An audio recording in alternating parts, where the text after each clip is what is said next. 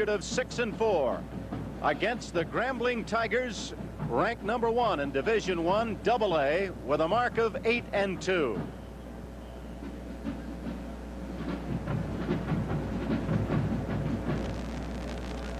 NCAA Sports, the championship season, is being brought to you on ESPN by Budweiser. For all you do, this Bud's for you. Here in the Superdome, I'm Jerry Gross, along with Bob Babich, former NFL linebacker. And Bob, we're here tonight to witness one of the great confrontations between Southern University and Grambling. And it should be a great game. Let's talk first of all about the offensive attacks of both schools. Jerry, it should be really a very interesting ball game because we have two contrasting ball clubs, both offensively and defensively. We're going to look at Southern. They're going to come out with the pro-style offense. Their running game is very weak. They're going to have to live through the air, and that's the difference between Grambling. Grambling is a running team. They'll run out of the wing tee. They'll run a lot of misdirection plays, a lot of traps, a lot of counters. So they're going to keep the ball on the ground more than they will throw it. All right, Bob, and as we talk about the defense, there are certainly differences with both teams in their defensive structure. Well, they are, and they've both been very successful. Grambling's ranked number 5th in total defense in 1AA. Southern's ranked 4th, but they both play two different style defenses. Southern's plays the standard college 3-5 defense with the 4 linebackers, 3 down linemen. The big part about them is they blitz quite a bit. In the last 5 or 6 games, they've been blitzing a little over 50%, which puts a lot of pressure on their cornerbacks because they have to cover one-on-one. Grambling, on the other hand, plays a 4-3 defense, and they play it pretty basic and pretty sound, and they let the front 4 defensive linemen put as much pressure as they possibly can, and they won't blitz unless they absolutely have to. All right, and of course there's a bowl bid that's pending on this one, and the Grambling folks are hoping this will be a big night for them. Yes, it is. I think it's a bowl game for both teams. Southern would like to win this one and come out with a 7-4 record. They've had a rough season, and of course Grambling wants to go to a bowl and have a chance of winning the NCAA 1AA championship. All right, and we're going to come back and we're going to show you some of the individuals you should watch for in tonight's game. There are 2 very exciting defensive players and, of course, the usual excitement with some offensive players. We'll come back and talk about those, but first, these commercial messages.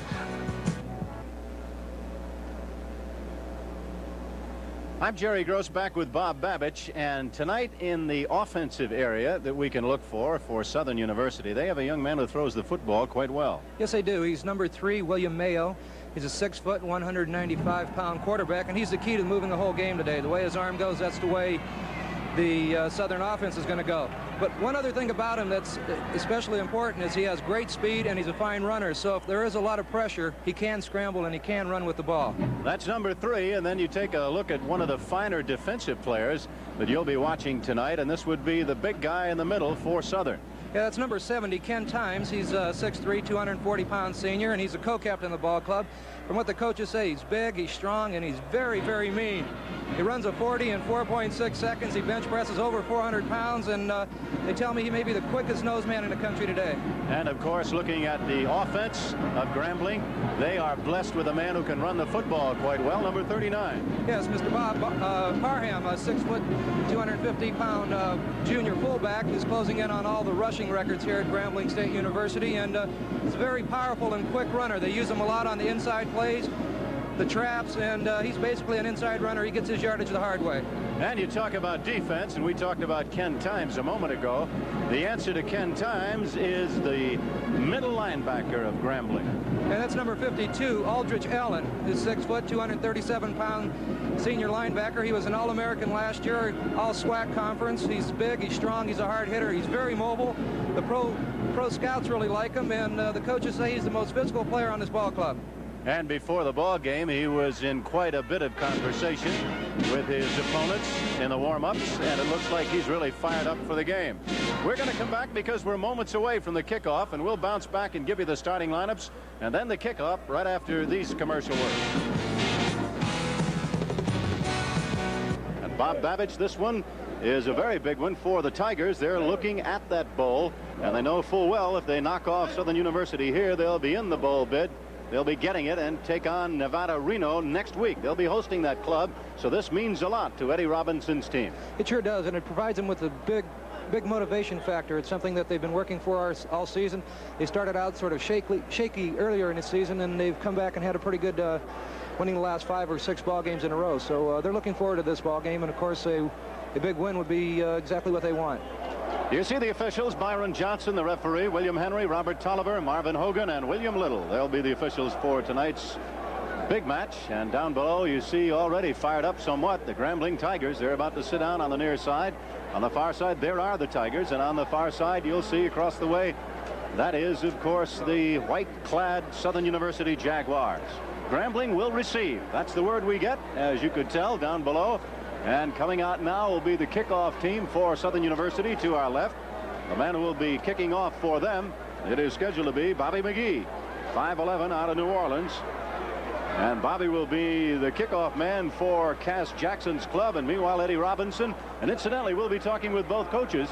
We'll be talking with both coaches at halftime, and they'll be telling you about their fine programs and what they like to bring to the youth who go to their respective colleges. You're looking at Bobby McGee. Bobby will be kicking off, and receiving for Grambling down at the other end of the field will be, it looks like, Jay Williams, number 19 on the far side, and on the near side, number 34, it'll be Percy Jones. And there's the kickoff. It's coming down toward Williams. He's got it at the 12, the 15, the 20. Is hit and nailed at the 21-yard line. He was really upended at the 21-yard line. Good solid hit by Philip Holbert, a linebacker. It'll be 1st and 10. The ball on the 21-yard line. Modern record showing that it is 14-6 in favor of Grambling on the season series. And you're looking at the offensive line of Grambling. They'll come out with their quarterback. That offensive line, incidentally, has 3 all SWAC members on it: Hudson, Johnson, and Ridge, Gerard Ridge. It'll be 1st and 10. The quarterback, number 10, that is Mike Williams. The men in black with a gold, Grambling. The handoff going to the fullback, and that's the money man. Parham goes about 3 yards, maybe 4, and brings it up close to the 25-yard line, where Kenneth Times, the big number 70, the nose guard, brings him down. Jerry, we should see a good battle today between number 59, Jeff Hudson, who's an all-SWAC performer, and also Ken Times, who is, you said earlier in the ballgame, one of the finest nose tackles in college football today. So that should be quite a battle in there today. No doubt about that. You saw the offensive lineup. Once again, the team coming out just at the start of things. Gain on the play of about 2 yards. Back to throw the football. Williams is being chased. He eludes one man right out over the middle, and he hits his big back across the 30 to the 34-yard line as Robert Parham makes the catch, and Parham has close to a 1st down, and I think he's got it. They're going to measure nonetheless.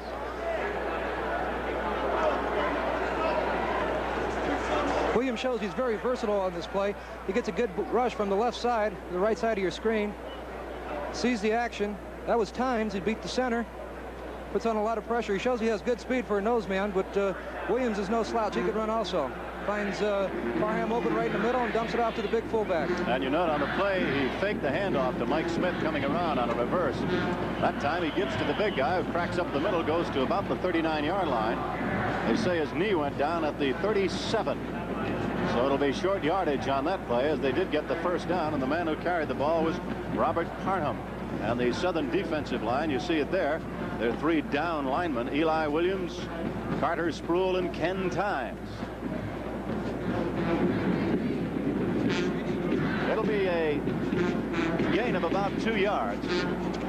2nd and 7, they say. He's at the 40, goes to the 45, and ridden down at the 45-yard line. An excellent run, moving it to the 1st down area. I believe he had the 1st down area. That was Kenneth Sampson, brought down on the play by James Hooper, number 61. Hooper is the stud linebacker, and there is the linebacker situation. 61, the outside linebacker, or the stud, the Willie linebacker, is the other gentleman, Mario Cullors. And the defensive backs, and it's a good defensive backfield indeed, Davis, Henderson, Johnson, and Williams. It'll be a 1st down. Men in black, Grambling, they are the heavy favorites by 11 to 14 points in this game. So Southern has their work cut out for them. There's the counter play and the handoff to Sampson. He's almost clear at the 50, goes to the 45, and he's nailed at the 40-yard line. But he almost broke it, and on the play, bringing him down and just grabbing him before he ran away, was Jerry Robinson, the inside linebacker, and he barely got him. There was fine blocking in the front wall there by Willie Carter, number 63, and 72, Dorsey Richard. That's what made that play go. Plus, Parham and Sampson complement each other so well, because you have that inside threat with Parham all the time, and Sampson has great speed where he could break the quick trap and the sweep. So those two really complement each other, and that's why Grambling has such a great ground attack. We should mention something about this defense. It is a first down at the 40-yard line of Southern. It is the 4th best defense in the nation. That is Southern's, and Grambling has the 5th. That's Parham. He cracks over the 40 and down to the 40. Well, inside the 40, he's down to the 37. Make it the 36 as he falls forward, where he's hit and dropped by Herbert Williams there. Williams grabs him and brings him down. You have a chance to see what Parham has done, and going into this game, he needed 125 yards. That's all he needed, or close to 125 yards, to establish a new record here at Grambling. He's trying to catch Tank Younger, as a matter of fact, one of the great running backs of all time at Grambling, and the first man to go into the pros. Tank Younger, now an executive with the Chargers in San Diego. There's a counter play as he gives again to Sampson, who finds the hole and is finally drilled out at the 35. They may say his forward progress stopped around the 34-yard line. Amazing thing, Jerry, you're talking about Tank Younger being one of the first people to go into pro football from Grambling University. In fact, he was the first. But the amazing record is they've had over 170 athletes in the pro ranks. And, they've had some great ones, haven't they, Bob? They sure have. They've had some fantastic ball players. You see that Sampson's had a good year, averaging 6 yards a carry, 4 TDs. He can scamper. They have a lot of talent. Mike Williams, the quarterback, is the SWAC, the Southwest leading passer. The SWAC leading passer, and he goes back to throw. He's at the 40, and he fires it out, and it's going to be incomplete. Intended for number 42, Gilbert Culpepper, and he hit him right in the hands, but he might have been a little high. Quarterbacking must run in the Williams family, because Mike's brother is a young man named Doug Williams. I think most people have heard of him. He's the quarterback at Tampa Bay, doing such a fine job. So it's a quarterbacking family. Mike Williams, the quarterback here at the Southwestern Athletic Conference play, the #1 man, and of course he has thrown a lot of touchdowns. He has had some interceptions, though. Mike has allowed 9 in 142 attempts, now 143. 47% is how he's throwing it. It's 4th down.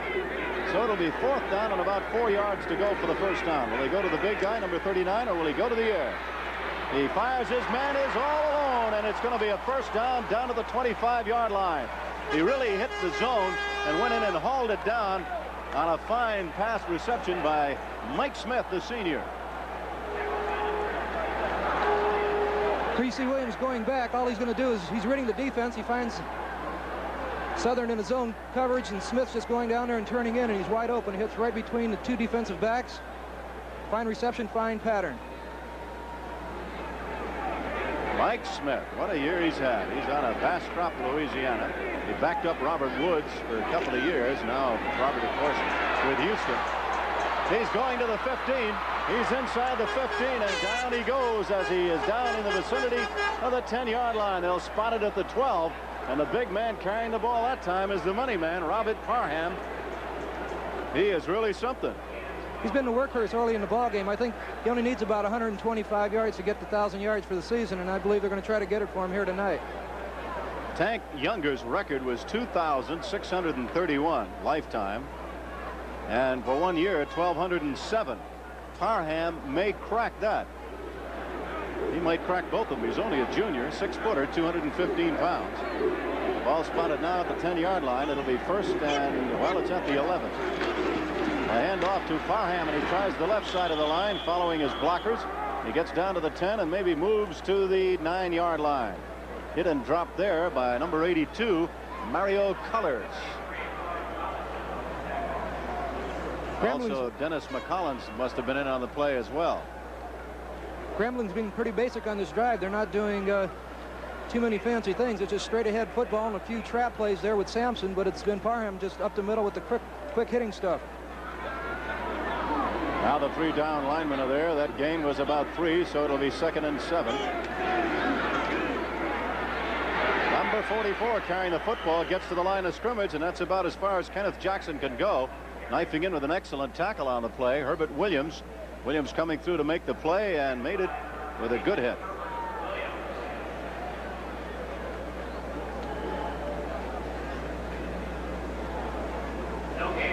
Gain on the play of about a yard, so it'll be 3rd down and a long 6. Coming into the game is Jerry Gordon, number 27. Watch him.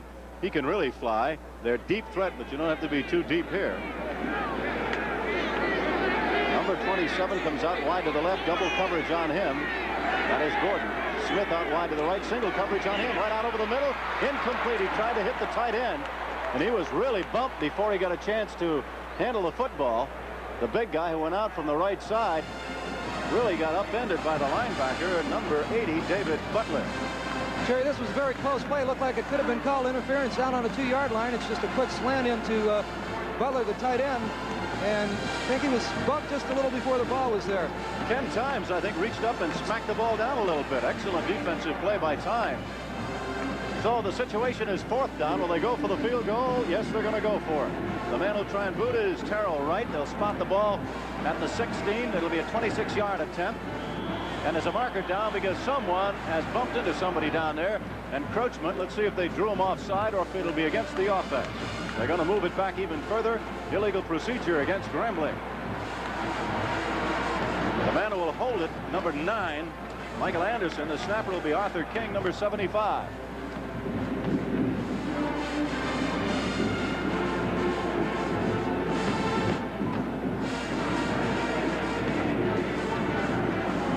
Robert Anderson will be holding it. It's a high snap, and it might have been partially blocked. And it's off to the right.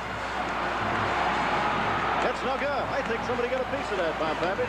I don't know. It looked like he hurried the kick a little. The snap was high. I think he was just a little, his timing was off, but Southern University dodged a bullet. Grambling moved down with relative ease. Southern got real tough inside that 15-yard line and came out of it without being hurt too bad. They have bad field position, but so they lose the football, and the man who snapped that was Jeff Hudson, number 59. And not the man I told you, Arthur King. Arthur normally is the snapper. The offensive line now of Southern, they get a chance to see what they can do. Their quarterback is Billy Mayo. You see the I formation. First down and 10 to go. The ball spotted at the 20-yard line. A fake handoff, a play-action pass. Out of bounds. Did he catch it inbounds, or was he out of bounds? No, he caught it inbounds. It'll be first down as they move the ball up past the 30. Excellent catch on the far side by number 21, Mike Vaughn, and Michael hung on to it. Jerry, they have 3 of the finest receivers in the SWAC conference. In fact, they have the top 3 out of the top 4, and 21 Mike Vaughn, and who's catching the ball right here, and 80 Brian Williams, and number 1 Farmer. So they have some fine wide receivers, and that's going to make their passing game go if they keep the front 4 off of Billy Mayo. It'll be a first down. Mayo again with a play-action pass. He's got him all alone. He hits his big tight end, Brian Williams. He's across the 50, and down he goes at the 46. And Brian's a little excited. Brian Williams. Southern showing that they're going to come out and throw. They want to win this ball game. They're going to do what they do best. Mayo's a fine passer, and with 3 fine receivers, you have a tight end that's 6'5", like Williams, 205. That's a big target. It's hard to miss. James White defending on the other play. Good hit on that play by the right cornerback. But it'll be a first down. And with an offensive attack out wide to the left side, Michael Vaughn. It's first down at the 45-yard line of Grambling. Wide to the right side, George Farmer. He can scoot too. It might be an offside. Fumble in the backfield. Great play by number 86, who came barreling in, Joe Gordon, most valuable player in the conference. And you saw why. Number 86 really broke up the play, and it was a bad handoff. Actually, the handoff looked pretty good. The guy who couldn't hang on to it was the big back. That was number 39, Aaron Kent. He just didn't get his arms around the ball. It just fell right out of his stomach. And they were very fortunate to get it back. And you see the offensive backs of Southern. In there right now is Aaron Kent, number 39. He is the up back in the I formation. Once again, back to pass. Right out over the middle. Bingo. He hits his man, and he's down for a gain. It'll be a first down, and he has the football down inside the 35-yard line. George Farmer with 4.4 speed on a good comeback pattern. Grambling's playing a lot of man-to-man right now, and I think they're going to have to get out of it and go into the zone. People like Farmer that has a great speed, it's going to be very hard to cover him one-on-one all ball game. Boy, I'll tell you, he was all over him, too. James Williams, he was the second-team all-conference last year. They call him Sporty. 5 interceptions last year. He returns punts also, and you can see across the way Southern's a little excited. We have a timeout on the field. And with a timeout and 6 minutes and 9 seconds left to go in the first quarter, the score is Grambling nothing, Southern nothing. Talking about George Farmer, number 1, the wide receiver. He's a great athlete. He's a 25-foot long jumper. He's a 4.4 sprinter on the football field, and he's a 3.0 student academically. So he's an all-around super kid. He's a super athlete, super academic individual. They like to call him their home run power, and that he is indeed. He is a number 1 professional prospect, and across the way, you see the head coach, Cass Jackson. We'll be talking with him. He's the gentleman in the gray suit. What a fine man he is, and what a great job he's done here. Cass Jackson, former great at San Jose State, played a little Canadian ball. He has now talked to his quarterback, and number 3, Billy Mayo, comes off. He's from Washington, D.C., a transfer from Morris Brown, a good drop-back quarterback, and you're seeing that this evening. It is a 1st and 10. The ball spotted at the 34-yard line of Grambling, and Grambling yields only 88 yards in passing per game. That's the kind of a defense they have. They're really going to be tested here tonight. It is a first down. Mayo Smith going back to throw the football. He's rushed. A marker down. Looks like it'll be holding. And he's down, and that's where they'll put the ball at the 45-yard line. He slipped and fell down. There may be holding on the play. Art King really gave him a rush. And so did Joe Gordon. Southern opened things up. They went in a double wing formation, leaving only 1 back in the backfield, and that front 4 from Grambling, figuring that they're just going to throw the ball, just teed off and came in, and he just did not have enough help to keep anybody off of him, and the offensive lineman felt he better save his quarterback if they want to stay in this ball game. So they're going to turn down the penalty and take the play, which moves it to the 45. The man who really rushed him on that play was Charles Lewis, a guy with good speed and a lot of strength. And you see Bill Mayo, you see Billy's statistics on the season. Remember now, this Southern club has had 3 weeks of no competition. We asked Cass Jackson whether it might hurt him, and he said not really, because we've had an awful lot of injuries. Billy Mayo. Here's the quarterback, brings him out. Sends Farmer to the left side and Vaughn to the right side. The throw set in the backfield. It'll be a second down. It looks like it might be a screen pass, and it's going to be intercepted and dropped right in his hands. Number 86, Joe Gordon. He could have gone for a touchdown. He had it right in his mitts and dropped it. Most surprised guy in the ballpark. He sure was. He had great pressure on by Mr. Mike Barker, number 79, coming in from his right tackle spot. Set the screen up, but I think he had to hurry the ball just a little more than he wanted to. So it'll be an incomplete pass, and it's 3rd and 10. I beg your pardon. Not 3rd and 10. They did take a great sack, which brought them back all the way to the 45.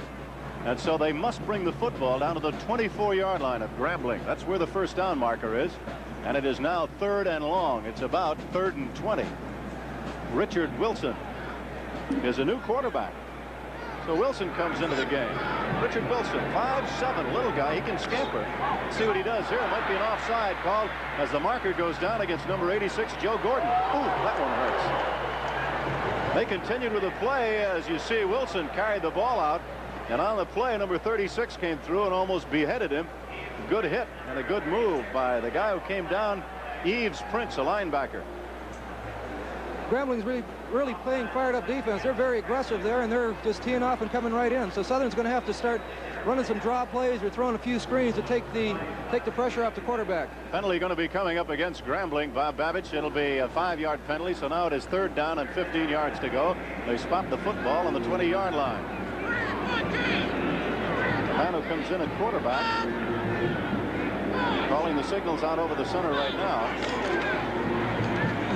is Billy Mayo. And Mayo's going to throw it. He's got somebody deep, and it is complete down to about the 8-yard line and out of bounds with a fantastic catch on the far side. Excellent play by Michael Vaughn at 5'11" out of Landover. He's had 7 touchdowns, and a marker is down. They're going to call that baby back. That's too bad. Michael Vaughn made a nice play. He came back for the ball, made a great catch. It put Southern in great position to get no less than 3 points. You'll see the catch coming up here, but it's going to be illegal procedure called against the offensive club, in this case Southern.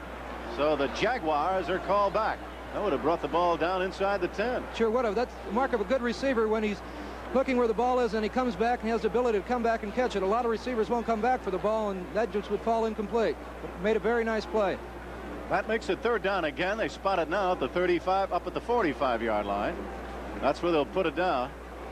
You see the illegal procedure, the indication by Byron Johnson, the referee. It'll be now 3rd down and about 20 yards to go. See what Billy Mayo does now. An obvious passing situation or a draw play situation. They got 4 men coming. Mayo back to throw. The little guy is hit, and he throws it while he's on his back, and it's almost completed. It'll be incomplete on a scoop attempt by Brian Williams. But he made a valiant effort. Brian Williams almost got it. Charles Lewis defending on the play, or rather really rushed him on the play. Watch it on the replay as he comes firing through number 73 and hits him just as he throws it. That defensive line of Grambling is really coming off the ball. They're beating Southern University to the punch, and he just can't. Look like it might be a little intentional grounding there. He gave it the old sidearm shot, and now going back to punt the football at his 30-yard line. It'll be Al Barone standing at the 30-yard line. Little handshake across the line as Trumaine Johnson, number 46, goes back in a single safety. He'll be standing at about the 18-yard line. 0-0, 4:43 to go. We have a 4th down and 31 to go, and so obviously Al Barone is going to punt it away. His average has been 37.5 on the year. It's a lousy snap. He picks it up like a shortstop, and he boots it away, and some kind of a kick under great adversity. Out of bounds inside the 20-yard line. It'll be at the 16. And that helps out. Trumaine Johnson, the 6'2", 185-pounder, has got great speed. He runs a 40 and 4.3, so he's a very dangerous man back there for Grambling. Something that might come up later in the ball game. He might break one to turn the game around. Now Grambling will take it over on the 15-yard line. See the young ladies who come out to put in a new football. They add a little spice to the football game, a little color. Very nicely done.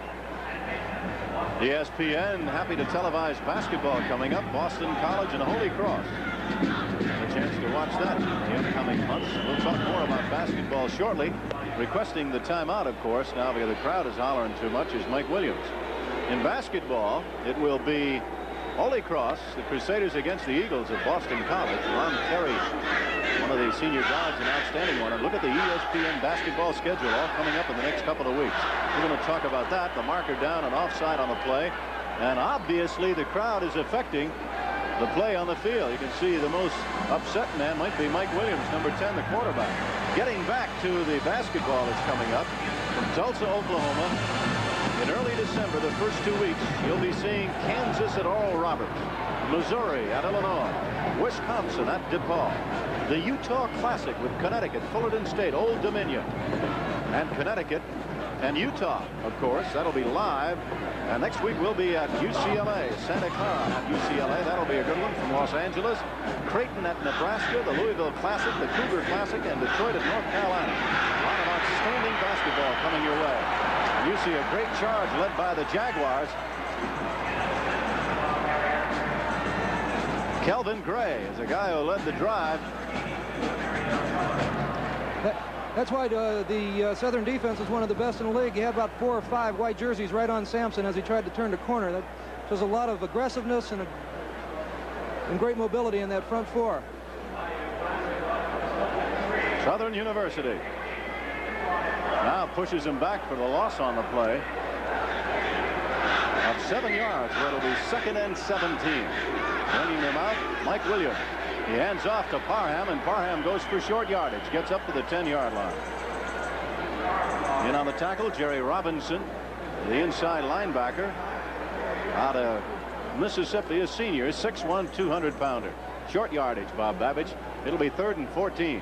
That was a pretty safe play. It was just a short trap up the middle with Parham. They don't want to throw the ball and risk an interception right here. But with 3rd and 13, I think they're going to have to come up. I would look for a screen pass at this. That's a pretty safe play, and with the speed and the receivers Grambling has, they may be able to pick up a first down out of it. Jerry Robinson, that's the inside linebacker. Some of the statistics he has. Watch him, number 35. A little flip pass out over the middle. It goes to his back, and Sampson is at the 40. He's got the first down, or rather at the 20, and goes to the 30 and is shy of the 40-yard line. Down he goes, but he's got the first down. It wasn't a screen pass, Jerry, but it was just a safe little 5-yard pass out to Sampson, the halfback. He beat the linebacker.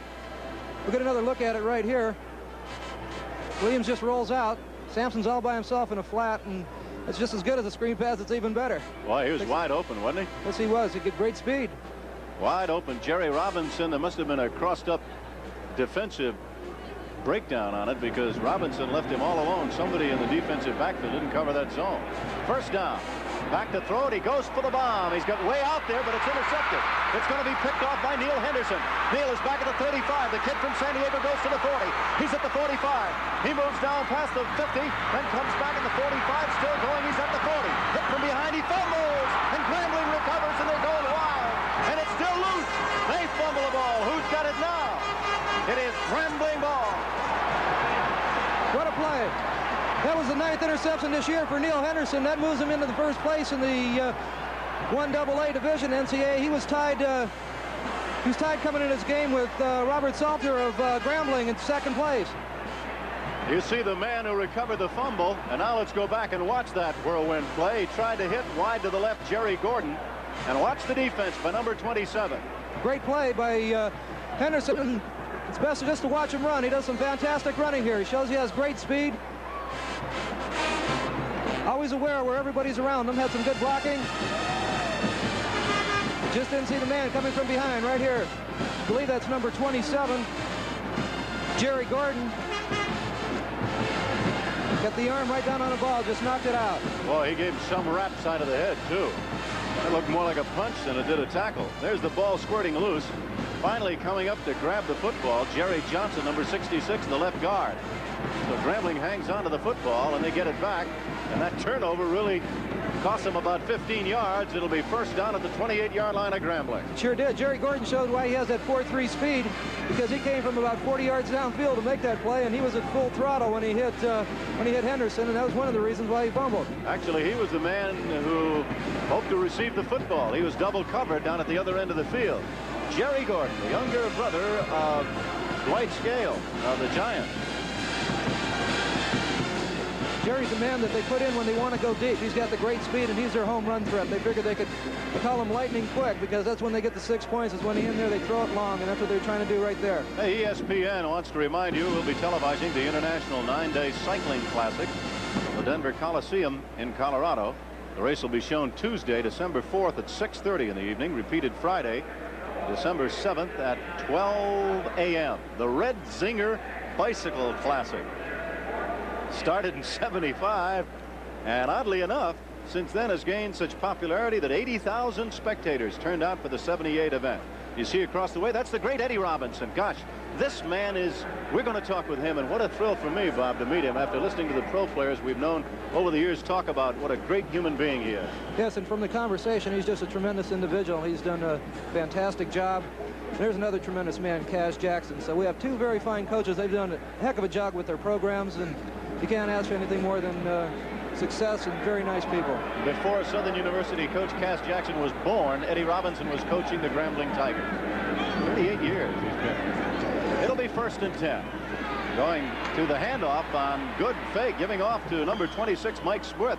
And Mike Smith, the wingback, comes around to take it, and he gets up close to the 35-yard line. They say he's at the 36. Brought down on the play by Ralph Griffin, the linebacker. He's out of Baton Rouge, the #1 pro prospect, they say, in the linebackers. 6'2", 225. He could even play in the middle with that. Yes, he could. Yes, and he's very strong, and he's got good speed and lateral movement. So you'll see him from sideline to sideline today. You were close to that weight when you played with the Browns in the middle, didn't you? Right, I got up a little in my age. When I got about 30, 31, I got up to about 232. But I played basically between 225 and 228. I would have thought that might be a little too short, but I guess with good aggression you can make up for it. Hit at the line of scrimmage, Robert Parham, 6-footer, 215, nailing him, number 67. A good play indeed as he brought him down on the play.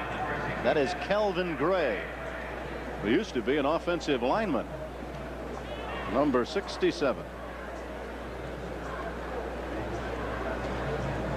I'd like to ask you, Jerry, what's a Red Zinger? Is that a man's name, or I guess that's the name of the cycling classic, the Red Zinger.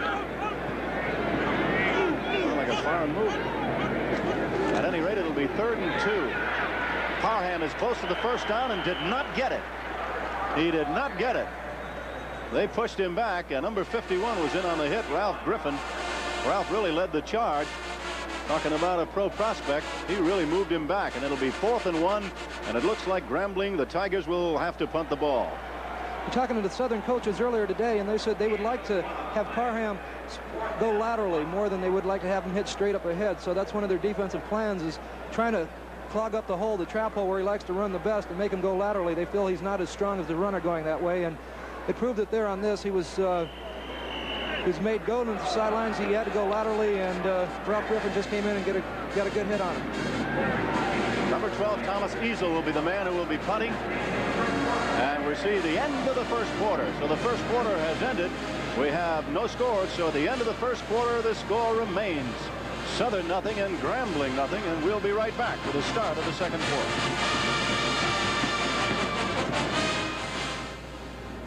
I am here to remind you to do something you've... We are back, and you see the punt coming down at about the 25-yard line as Grambling punts it away. It'll drop just about at the 20-yard line. The ball rests in that vicinity, and Southern University, the Jaguars, will take over. It's been a stunning first period. Both teams very defensive-minded, excellent defensive clubs, and although Grambling came in here the favorite and hopeful of meeting Novato Reno with a victory, Southern has not cooperated at all, and it'll be 1st and 10 for the white-clad Jaguars from Southern University. No, they haven't, and both teams are sort of sticking to their game plan. Grambling likes to run, and Southern likes to throw, and that's what we saw in the first quarter. Now out wide to the right side, George Farmer, but he is double covered there. Covering singularly on the left side, James White. They don't go that way and go to the ground game. And coming across the 20-yard line for short yardage on the play. James Williams finally brings him down. Reggie Morgan was the ball carrier there, and he's been their leading ground gainer for Southern this year. He's got over 560-some yards, so he's very capable of running if he gets the blocking up front. Reggie, of course, is the tailback. Aaron Kent is the fullback. Reggie, number 38, carrying the ball. Wilfred Charles, number 43, is now the fullback. And the play-action pass. Billy Mayo's going to scoot with it. He gets to the line of scrimmage. He's got close to the first down. He's got the first down at the 35-yard line. And hit and dropped down by Guy Prather. So Prather caught up with him, the weak side linebacker. They call him the Intimidator. And watch number 3, Billy Mayo, scoot. Did a very wise thing here is once he got out around the corner and saw Prather coming around to get down as fast as he can. They say Prather is one of the hardest hitting linebackers on that Grambling team. He just did elude Joe Gordon. Now watch this crack. Whew, he almost took his head off. Good thing the little guy ducked. And he ducked in time, but he's got the first down at the 35-yard line. Strong to the right side with the line. Again, the play-action pass, and Mayo looks and looks. He's got all day, and it's going to be intercepted. It is picked off at the 50-yard line and down at the 40-yard line, and finally rattling around where I think he fumbled the football. Number 19, James Williams.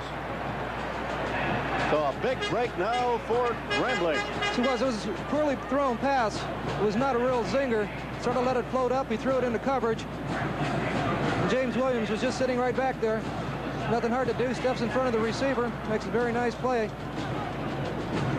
Poorly thrown pass. That's one of the causes of that. The man who brought him down, George Farmer, hauled him down from behind. First down, the ball spotted at the 38. Grambling in a position where they could score.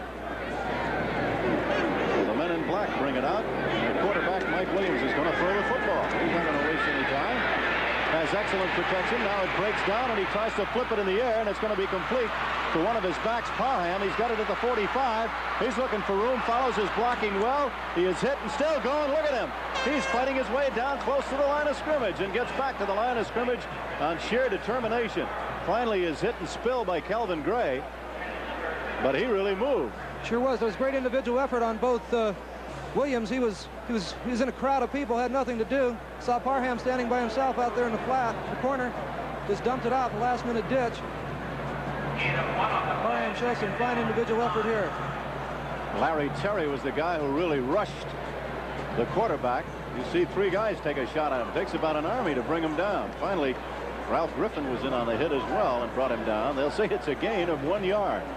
It's a lot of running for 1 yard. A lot of running. Second down and 9 yards to go.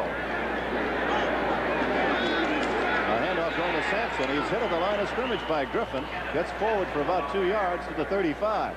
Good tackle by Griffin. Ralph got in there 6'2", as we said earlier, a senior. Made a fine hit. And the Jaguars are starting to tighten up against the run on defense to show why they're one of the top defensive ball clubs in the nation.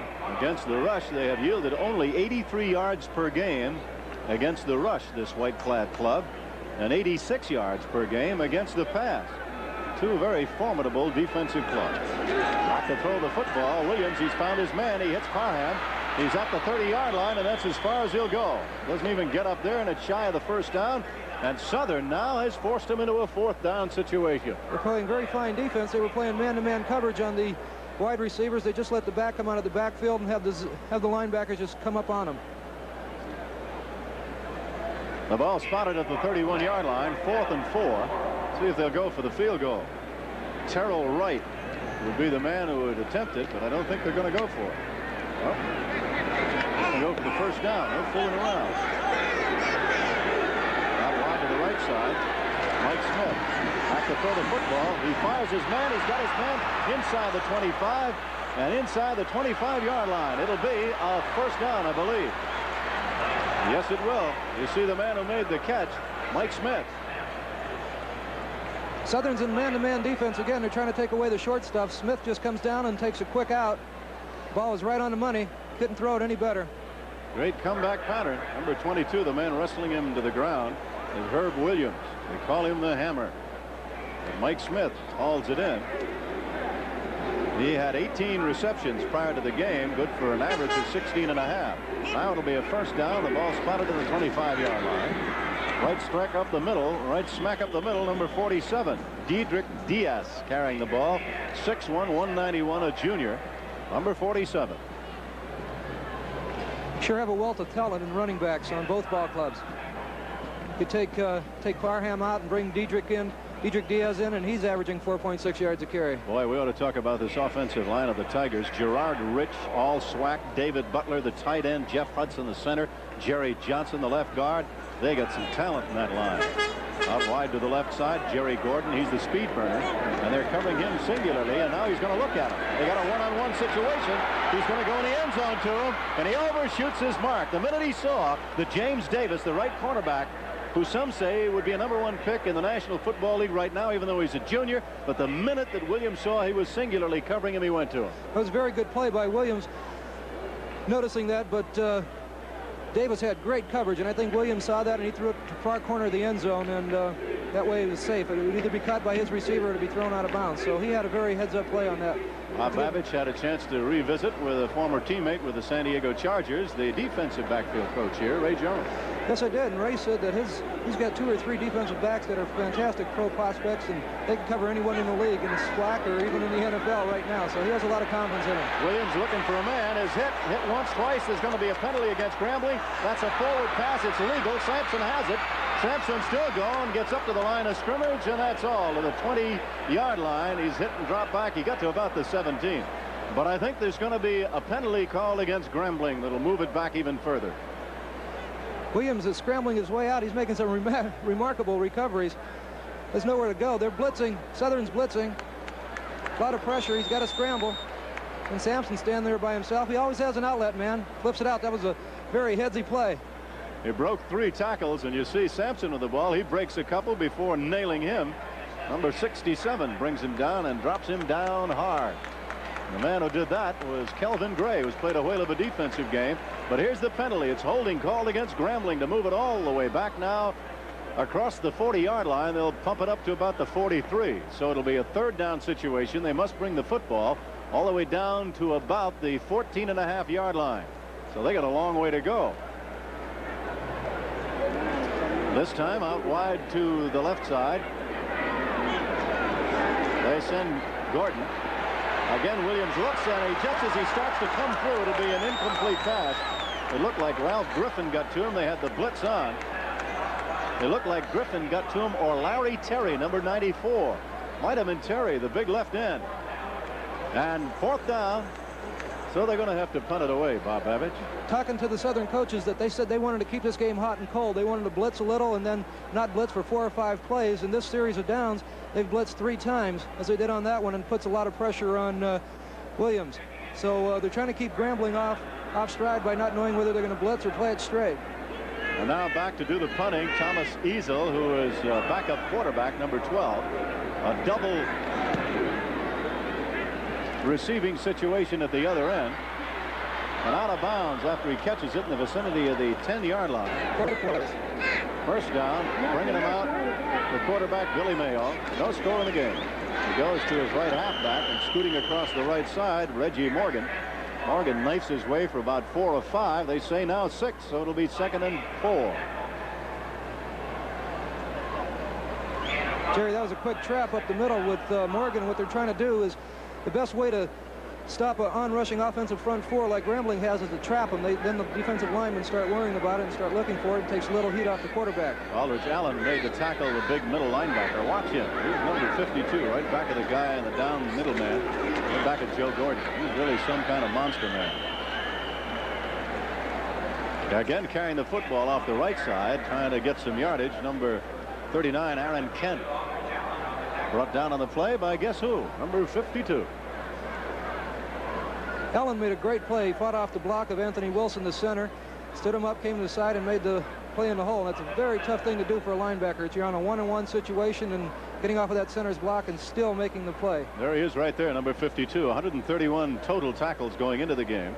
And he is, they say, perhaps the best middle linebacker they have ever had here at Grambling. That covers a lot of good ones. It sure does. That's saying something of his talent. But he's been a fine one, and with 131 tackles, I bet that young man's been sore for a couple days this year. Hey, can he play in the pros in the middle at 6 feet, 237? I believe he can. He's very strong. He's very muscular. They call him the Incredible Hulk. So if you've seen that on TV, you know exactly what he's built like. But so I think he's strong and durable enough to play in there. Number 52. It is a first down for Southern. No score in the game. Close to an offside and really hitting and bringing him down. You saw why the most valuable player in the conference, Joe Gordon. What a hit. He really explodes off the ball. Well, he is quick and he's big. He's 6'4", he's 263 pounds, and he's been the 2nd leading tackler in the conference this year, and he's going to be a great pro prospect. I'm going to tell you, Bob, he was double teamed on that last play and broke it down and still made the tackle. 2 men tried to keep him out. You see the offside to be called now against the defense, Grambling. That moves it into a 1st and 5 situation, the ball at the 36. But what an effort by 6'4", 263-pound Joe Gordon, number 80.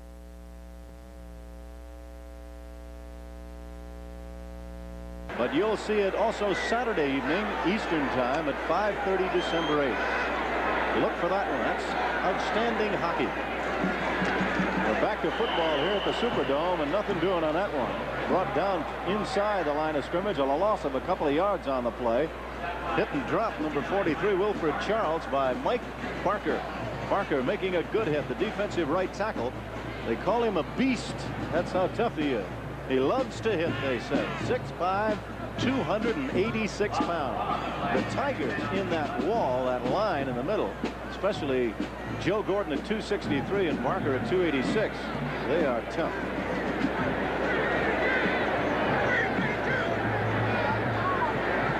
The fullback, Aaron Kent. Mayo's got some room at the 30, and look at him fight forward. He picked up about 5 yards. Excellent run by Billy Mayo. Jerry Mayo's not having any time to set up. The front 4 of Grambling is just coming right off the line of scrimmage. You can see they're almost in the backfield before he gets back. Watch Guy Prather, number 83, finally bring him down. He wanted to throw. And Lewis forces him outside. And he sees Allen, and he wants to stay away from him. What a block. Did you see that block by George Farmer? Fantastic. He really upended 2 men on the play. They're playing for real tonight. Great block. We've seen some good hitting out on the field. It's a gain of about 5. They'll call it now 3rd and 5. The ball is spotted at the 25-yard line. Billy Mayo with a play-action pass. Can't find a man. Puts it to his back. Coming out on the right side. He's inside the 10, and down he goes to the 9-yard line. An excellent hit. Coming up with a football at the bottom of the pile after making quite a play coming out of the backfield. Number 38, Reggie Morgan. Well, this was a great play because he looked downfield. Once he sets up, there's his main receiver is covered. He's getting a little pressure. He has that little safety valve back. He dumps it right off. Middle is wide open. And Aaron Kent made a fine play. No, it was number 38. It was Reggie Morgan who had it. I don't believe it was Kent. It was Morgan who made the play. But the reason he was open is they're doubling up on a wide receiver. And so the tight end or a back coming out is isolated on a linebacker. This time it goes to Aaron Kent, and Kent gets down to about the 5-yard line, and maybe a late hit. Maybe a late hit. And you can see now that Southern smells it.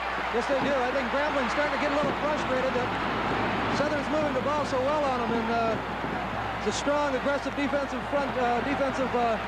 football team. They're getting a little frustrated that they're being moved on, so getting a little over-anxious. But we were talking earlier about the linebacker being isolated on the running backs. The reason they're double covering the wide receivers at the end of the standings in a SWAC, Southern University had the 1, the 2, and the 4 number 4 receivers. So they had 3 out of the top 4 receivers in the SWAC conference this year. So that's saying a lot for the receiving corps. They'll spot the football on the 4-yard line. Now it's down to the 3. First down, goal to go. The penalty coming up against Grambling, and a timeout for Grambling, and a time in for us to tell you about soccer. ESPN will be televising the semifinals and the finals of the Division I soccer championships from Tampa, Florida. The semifinals to be shown Saturday, December 8th at 1 o'clock. And the finals will be shown live on Sunday, December 9th at 3 p.m. That's Eastern Time. And for the first time in Division I history, the top 4 ranked teams advance to the finals of the tournament. Watch it all on ESPN. Now let's set the stage. We have 3 minutes and 54 seconds remaining in the first half. It is Southern nothing and Grambling nothing. 4 playoff slots. 2 have already been filled. If Southern upsets Grambling, they would not go and host Nevada Reno in the playoffs next week. Billy Mayo brings him out. The tight end, Brian Williams, to the right side. Watch him. They are double covering on the right side. George Farmer and Michael Vaughn on the left side. Now they're single covering the 2 wide receivers. Mayo's going to give to his back. He's going to be close to the end zone, and he's in it. Wilfred Charles, number 43. Touchdown for Southern, and they're going bananas. Charles has some great speed because Prince, the left linebacker, was in the backfield. He had a good shot of making the play, but Charles just ran right by him.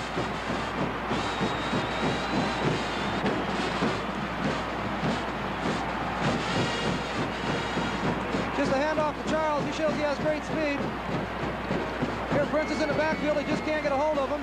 He heads for the far end of the corner, and he just outraces everybody else. Allen was in there also. He ran right by Allen. Just ran right by Aldridge Allen, the middle linebacker.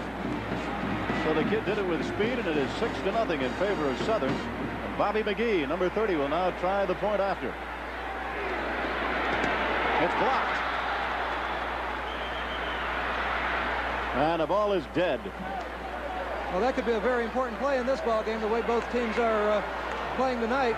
Charles Lewis was the man who blocked it, number 73. And he's having a whale of a game defensively.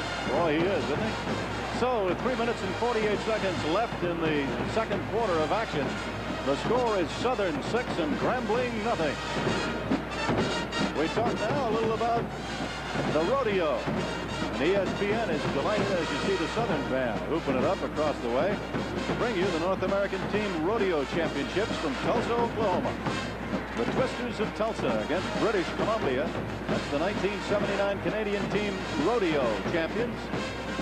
The Twisters representing the United States. They had a record of 35-5 against Americans. The game shown on Saturday, December 8th at 8:30 in the morning and repeated Wednesday, December 12th at 9 in the evening. That's Eastern Time. It'll be an exciting event. North American Rodeo. Jerry, this is one thing about college football that's so great. It's the spirit. Everybody's together having a great time. You're seeing a great football game. It's just something that isn't in pro ball. You just don't have that excitement and electricity that you're having here tonight. Johnson was the intended deep receiver, but he didn't even get a chance to get it.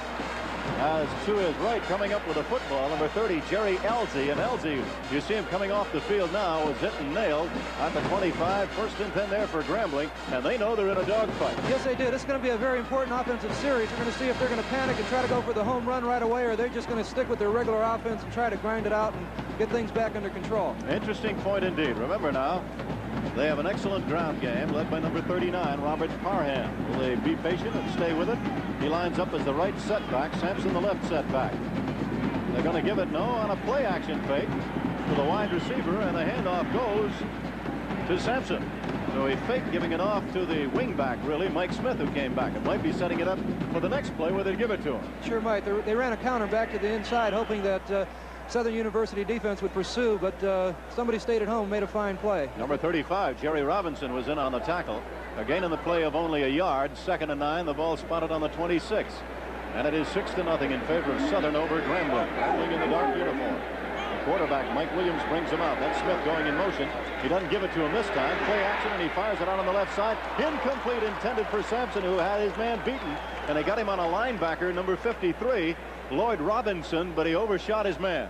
What made that play is Ken Times just came in there and he was pressuring Williams. He hit him just as he threw the ball, and I think it just threw the throw off. But Sampson was all there all by himself. He just had a little more time. I think we'd have saw a big game. Hey, at halftime, the Grambling State University Marching Tigers will come out and entertain you. You'll see the Southern band as well. Ought to be quite a battle there at the intermission. And we'll have interviews with not only the head coach of the Tigers, Eddie Robinson, but also with Cass Jackson. We hope you'll stay with us. And at the end of the game, you'll be seeing some highlights of this one. It is only 6-0, an upset in the making, but we're only in the first half with 3 minutes and 4 seconds to go. 3rd down and 9. Williams on a draw play goes to Parham. He's at the 30. Cuts inside, fights his way to the 32. 2 men nail him there. That was a very good call, Jerry. There's no sense in risking a pass and maybe an interception and go into the locker room maybe 13 or 14 points down. So they're playing it very conservatively. They know they can come back. They have a very potent offense, and they're just going to let their defense work on it this half. Ken Times and James Davis were in on the tackle. Of course, the first one out of Deerfield Beach, Florida, a senior. He is the nose guard, and Davis, the young man who's only a junior. What a career he's got in front of him. Now in a punt formation situation. Back to punt it, Thomas Easel. He'll be standing at his own 20-yard line, and we have 2 men back at the other end. He gets a good snap. Nobody rushes him, and the ball will come down in the vicinity of the 30. And it'll be taken there by Herb Williams. Williams is on the far side, and he goes almost out of bounds. He gets to the 40, rolls to the 44. And with 2 minutes and 8 seconds to go, Grambling goes back on defense, and Southern University goes on offense. Herb Williams is a fine returner, but he's probably the best one-on-one defensive back they have on man coverage. And they say he's going to have a great pro career. All right, it'll be 1st and 10. Out comes Grambling. Joe Gordon, number 86. Mike Barker, number 79. Guy Prather, number 83. Formidable defense, no question about it. Robert Salter, the strong safety, number 6. Mike Haynes, the free safety. It'll be 1st down, 10 to go. The ball at the 43-yard line. Out wide to the left side, Farmer. Vaughn is out wide to the right side. The handoff and straight up the middle, carrying the football is Aaron Kent, 6-footer, 216-pounder, right out of New Orleans. And he rambles his way, goes across the 43 and fights his way now to the 47-yard line. It'll be 2nd down and about 6.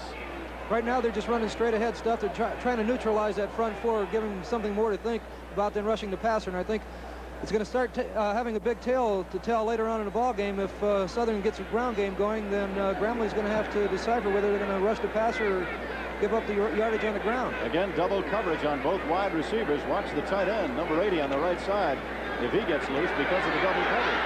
Well, he's going to go for the bomb, and he's trying to find his man down deep, and he drops it at about the 5-yard line. A great battle.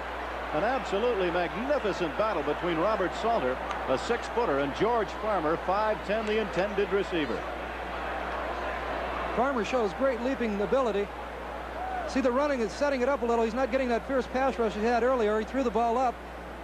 But watch Farmer jump. He's a 25-foot long jumper, but he could get up in the air, too. He pushed off a little. There was a little hand battle down there. No question about that, Bob. He gave him a little shove with his left hand. Should have been, but you see the official. He was blocked out of the play. Couldn't call it because he was screened out. But on the play, clearly, George Farmer pushed off. It should have been offensive interference. It'll be third down and 6 yards to go. Vaughn goes wide to the right side this time. And Farmer stays in the backfield. They're going to throw it up the middle. Oh, he's hitting really nailed. Really nailing him was Joe Gordon.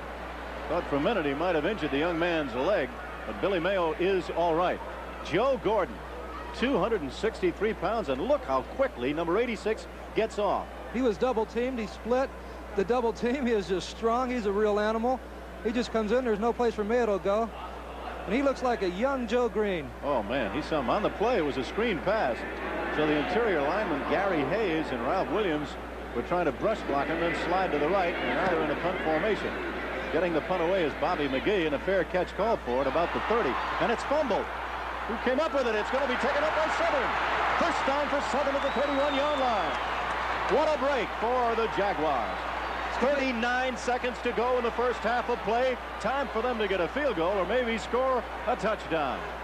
Another big break for Southern University. The first one was that penalty on a punt, which led for a touchdown. And with the receiving core and the speed that they have to go deep, they just may go for 3 big bombs right away.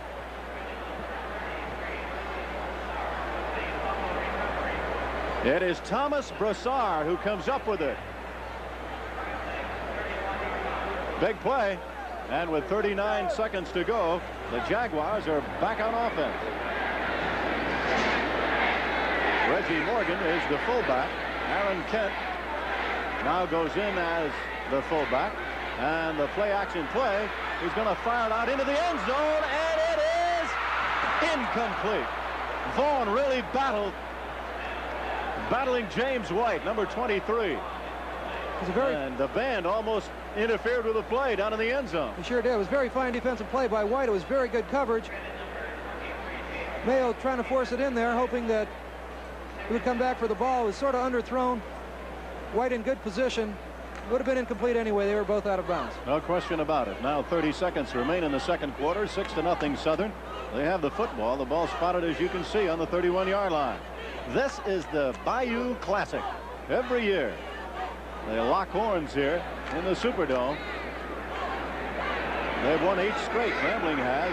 Cass Jackson has never won. He's faced Grambling once as a coach, so he's 0-1. And as Mayo looking out over the middle, and he misses. He tries to find a back out over the middle. We may have an ineligible receiver downfield.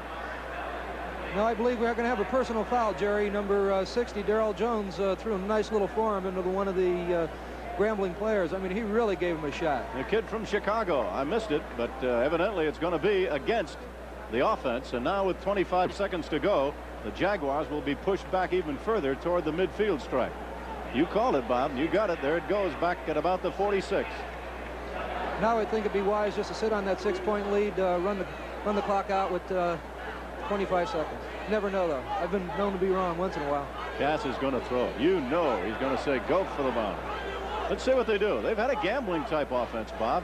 I'm going to go the other way and guess they won't stick it on the ground. I'm going to guess he's going to go for all the downs. This time he sends out wide to the right side Michael Vaughn. He's 5'11" from Landover. 7 TDs. They call him Chinaman. And it is in the slot on the right. To his left, George Farmer. So they have double coverage there, and he's going to go for it. He's got 3 receivers down, and he goes for the bomb close to the end zone. Incomplete. A great defensive effort. Leaping in and coming by from the left side. It looked like Mike Haynes, the free safety. He's a walk-on. 5'11", he must have gone 12 feet in the air. Must have. Jerry, you're right. They're going right for it. They're here to win this ball game, and they're not going to settle for anything else, and they're going for the score right here. Haynes comes over, makes a fantastic play. Watch him leap. Great effort. A lot of bodies bouncing around on that one. Michael Haynes. Good defensive effort. So now it'll be third down and long yardage, but the clock is the factor now. 17 seconds remaining. The ball is on the 46-yard line of Grambling. They trailed 6-0. The Bayou Classic. It's like a bowl game. 70,000 watching it. Now they'll run 5 defensive backs in, anticipating or trying to put up like a prevent defense. No, they stay with 4 defensive backs. Now we have a little discussion. Cass Jackson, the head coach in the gray uniform, wants to be very emphatic exactly what he's going to do. Cass Jackson coached at San Jose, California High School. He became the first black coach of a predominantly white team in the nation when he was named the head coach at Oberlin College. And then he moved on here, coming back to his alma mater. Last year he was 4-7. This year his team at Southern has lost 4 of their last 5. They come into this one with a mark of 6-4. They were beaten by Florida A&M by 12, lost to Tennessee State by 11. Alcorn State beat them by 5. Jackson State had a great game against them. They lost by 34. But they defeated Tuskegee Institute by 20, Texas Southern by 21, Prairie View by 44, Mississippi Valley by 13, Alabama State by 12, and Howard University by 30. Now they have 17 seconds remaining in the first half. They're leading 6-0. And we'll watch for Billy Mayo, their quarterback, to drop back and throw deep. Wide to the right side, George Farmer, double coverage on him. Wide to the left side, Michael Vaughn, double coverage on him. Might be an offside call against Joe Gordon. Either he was drawn offside or he just jumped. Number 79 in there, Mike Barker, also collided, and it's an offside against Grambling. 13 seconds remaining now in the first half. It was a very fine play by Anthony Wilson. He saw Gordon jump off, and instead of waiting for the snap count, he popped the ball up there real quick to the quarterback, and it's a very alert play by the center. That'll spot the ball at the 41. 13 seconds remaining, remember. 6-0 in favor of Southern. Remember that George Farmer, number 1, long jumps 25 feet. Runs well. He's their home run man. And Michael Vaughn at 5'11", number 21, goes to the left side. The tight end, Williams, to the right. That is Billy Mayo going back. The backs stay in, and he's hit, and it's going to be incomplete. The man who hit him, again, Charles Lewis, hit him as his arm came forward, so it was a pass, but goes incomplete. 8 seconds remaining. Charles Lewis is making a name for himself tonight, too, because he's playing. He wants to show Joe Gordon that there's another guy on that defensive line that's worth some acknowledgement and praise, too. And Charles is playing like he wants to be the player of the game. He's having a heck of a defensive afternoon. So it'll be up to Robert Salter, Mike Haynes, James White, James Williams to contain them, the 4 defensive backs. It is 4th down. 8 seconds to go in the first half of play. Southern sends wide to the right side, Michael Vaughn. In the slot on the right side is George Farmer. They are double covered, and to the left side is Brian Williams, the 6'5", 205-pound tight end. The backs stay in. Billy Mayo is going to be hit. He eludes one man, and it's incomplete as he tried to hit his back coming out of the left side, Myron Bell, who dropped it. Mike Barker was there to bother him. He eluded Barker and had Bell open. Bell had some running room. He could have picked up about another 15 or 20 yards. But he just couldn't hold on to the football. So Grambling holds, and now they'll take over with 1 second to go in the first half. Boy, it has been a hotly contested first half of play. Don't forget Cass Jackson, and the head coach of Grambling, Eddie Robinson, will visit with you at halftime. Both men telling what they want to do with their program. Time for one play, perhaps. See what Grambling does with it. Mike Williams brings him out. He's going to get it off with a pass. Nope, he's going to just sit down and be content to go out trailing 6-0. That's the end of the first half here at the Superdome in New Orleans. That is the end of the first half of play and the score. Southern 6, Grambling nothing, and we'll be back in a moment with the start of our halftime activity. And with Eddie also prior to the game. So right now let's go down to the field and pick up the interview with the coach of the Southern University Jaguars. Cass Jackson is now in his second year as the head coach at Southern University. And Cass, your program, what you're trying to do for the young people who might be watching, what are you trying to teach these young people? Well, first of all, we're trying to, get them in a position where they can get a good, sound education. Many of our kids come here with, not real strong educational backgrounds, and the amazing thing about our program is that 90% of all our athletes graduate on time. People like Harold Carmichael, Isaiah Robertson, Mel Blunt, all these fellows are graduates of Southern University, Lou Brock, all these people have their degrees, which I think says a lot about our athletic program and says what Southern's all about. Is it difficult recruiting when there are such great teams around, such as Grambling? Right, well, it's a tough job recruiting, but I thought last year we fared excellently against them in head-up recruiting. And this year we can beat them one of these times, but we haven't beat them in 9 years. But we can win one of these games against Grambling. I think we'd have parity with them as far as recruiting-wise. You know, Southern University is the largest predominantly black college in America, and we have excellent facilities. We have a dome of our own there on campus where we play basketball. We field 15 varsity sports, and so it's an excellent football and athletic program in general. And so I think that anyone who would consider going to college would have to consider Southern if we contact them. Let's look ahead 1 year. Let's look ahead at the Southern program next season. What kind of a club do you anticipate you'll have? Next season should be the year we're looking for. You know, we got off to a 5-0 start this year, but we were much too premature. We weren't quite that good yet. But I think that we keep on having another sound recruiting year like we've had the previous 2 years, that we'll have an excellent chance of being a contender for the SWAC championship. That's Cass Jackson. That's Southern University, and we'll be back with more right after these commercial messages. It is not often that we have a chance to meet a living legend, and I am just tickled to death to say hello to Eddie Robinson, the coach of Grambling. I've heard so many things about you, great things from some of the people that have come from your college. And Eddie, it's a chance for us to ask you just exactly what Grambling offers the young people if they come here. Well, we have a lot to offer the young people in exchange for an athletic scholarship. We graduate more football players than just about any of the other schools in Louisiana, and we give them an opportunity to play a pretty good brand of football, travel and see a lot of things, and most of all is try to, after the 4 years, to come away with a degree, because we found out through the years that a football player with a degree is a more attractive package after graduation. Most of your athletes who have gone on to the pro ranks rave about your program in athletics, but most of all, they rave about you as a man, and I know this must be very heartwarming to you. It certainly is. You know, I've always said these are the things that money can't buy, and you have these memories forever, and whenever a guy thinks that the coach-player relationship has meant something to him, I'm extremely happy. Eddie, I have not talked to you about this, but I have to ask this. Having been in the pros and done some college games, there are many who think you should be in the professional ranks today. Did you ever turn a job down in the pro ranks, and would you take one now? Well, no, I'm not interested in coaching in the professional ranks now, not at this age. And I thought about it when I was younger, and I had a chance to refuse some people. And some in the capacity, well, some not, many sometimes not in the capacity of a head coach. Like they do plenty of people. They've offered me jobs to come and work with the group with an understanding of what could possibly happen.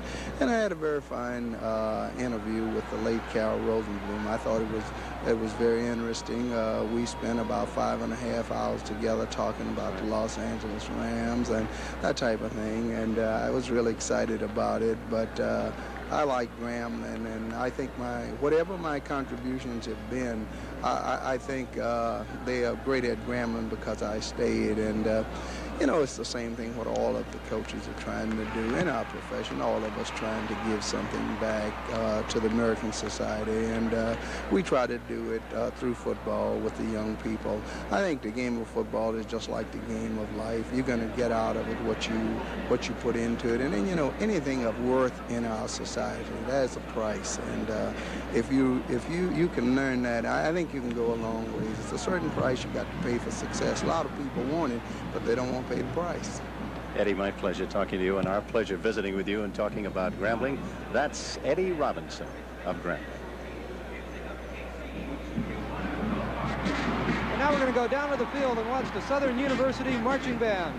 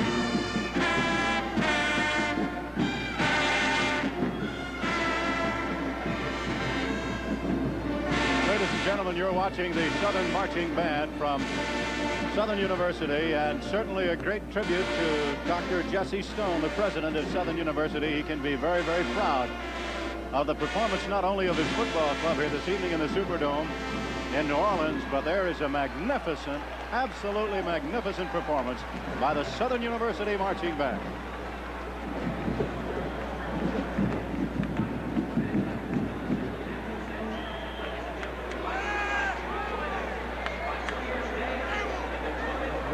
Parade.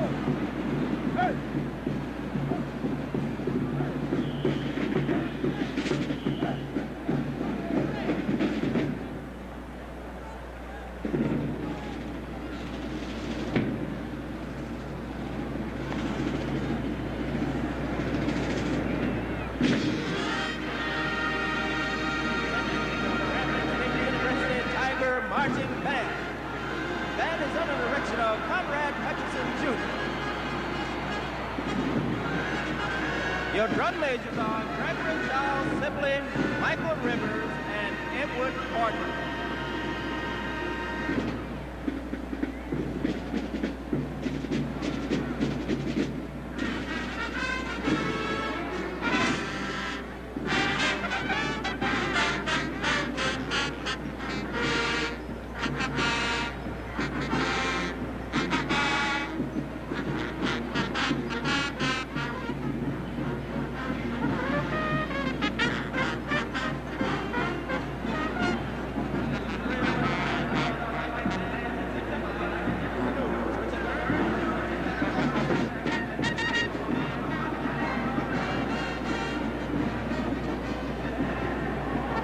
We are back here at the Superdome in New Orleans, and you're now watching the excellent work of the Grambling State University Marching Tigers. We have a 6-0 game here at the halftime break, and an upset in the making. Southern University's Jaguars leading the Grambling Tigers with an exciting second half to go yet, and about 4 minutes remaining in the halftime intermission.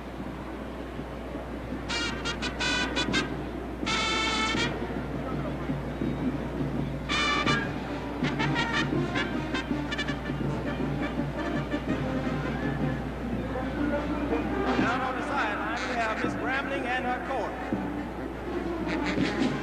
Miss Freshman, Miss Jacqueline Chambers. Miss Sophomore, Miss Genevieve Mary Parrish. Miss Junior, Miss Tina Morgan. Miss Senior, Miss Pamela Burns.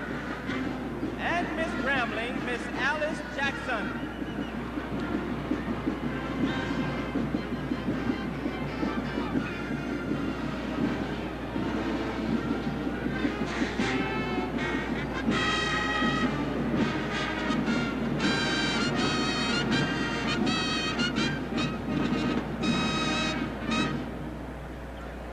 Dr. Joseph E. Johnson, president of Grambling State University, will now make a presentation. Good evening. On November the 7th, a historic occasion occurred in the state of Louisiana. Grambling State University, not one to miss an opportunity, would like tonight celebrate that occasion and present to the first black Supreme Court Justice in the state of Louisiana a citation, Dr. Jesse Stone from Southern University. Thank you, ladies and gentlemen. Thank you. Thank you very much. Thank you, Dr. Johnson. The Tiger Marching Band, Tammy Washington Twirler, and the Grambling State University students say to you, support the free enterprise system so that we all can enjoy the good time.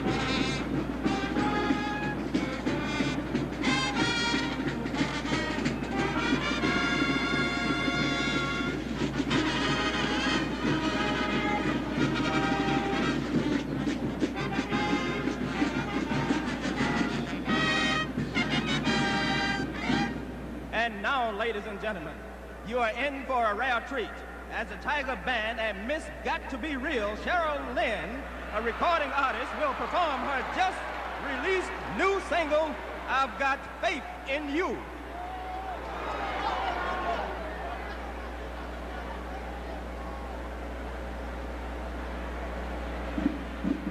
Miss Cheryl Lynn.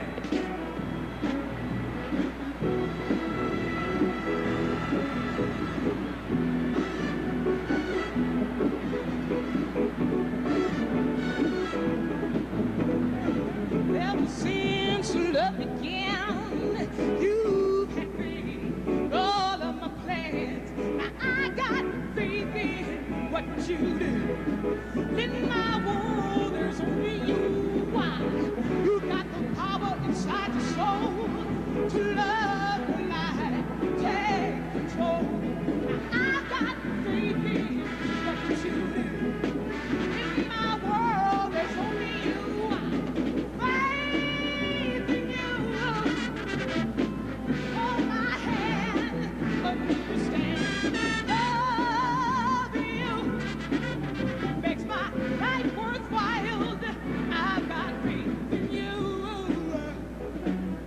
I've got faith in you.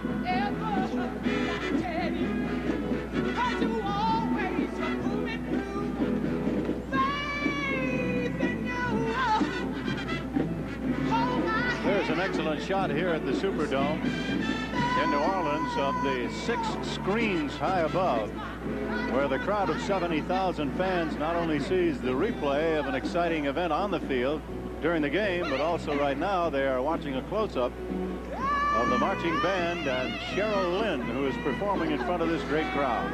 We have a 6-0 score. Southern is leading. That is some 90 feet in the air, that huge scoreboard you saw a moment ago. And there are 6 large screens where from every corner of the Superdome you may have a view of what's happening down on the field.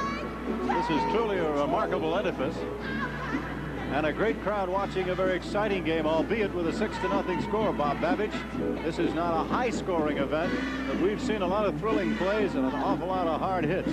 We sure have. We've been witnessing 2 very fine defensive units. That's why we're not going to see a lot of scoring. Southern was #1 in the SWAC conference. Grambling was #2. Nationwide, they're 4 and 5 respectively. So they're very fine, sound, solid defensive ball clubs. So we won't see a lot of scoring. We'll see a lot of exciting play and a lot of action. All right, let's go down and enjoy the conclusion of this fine performance by the Grambling State University Marching Tigers.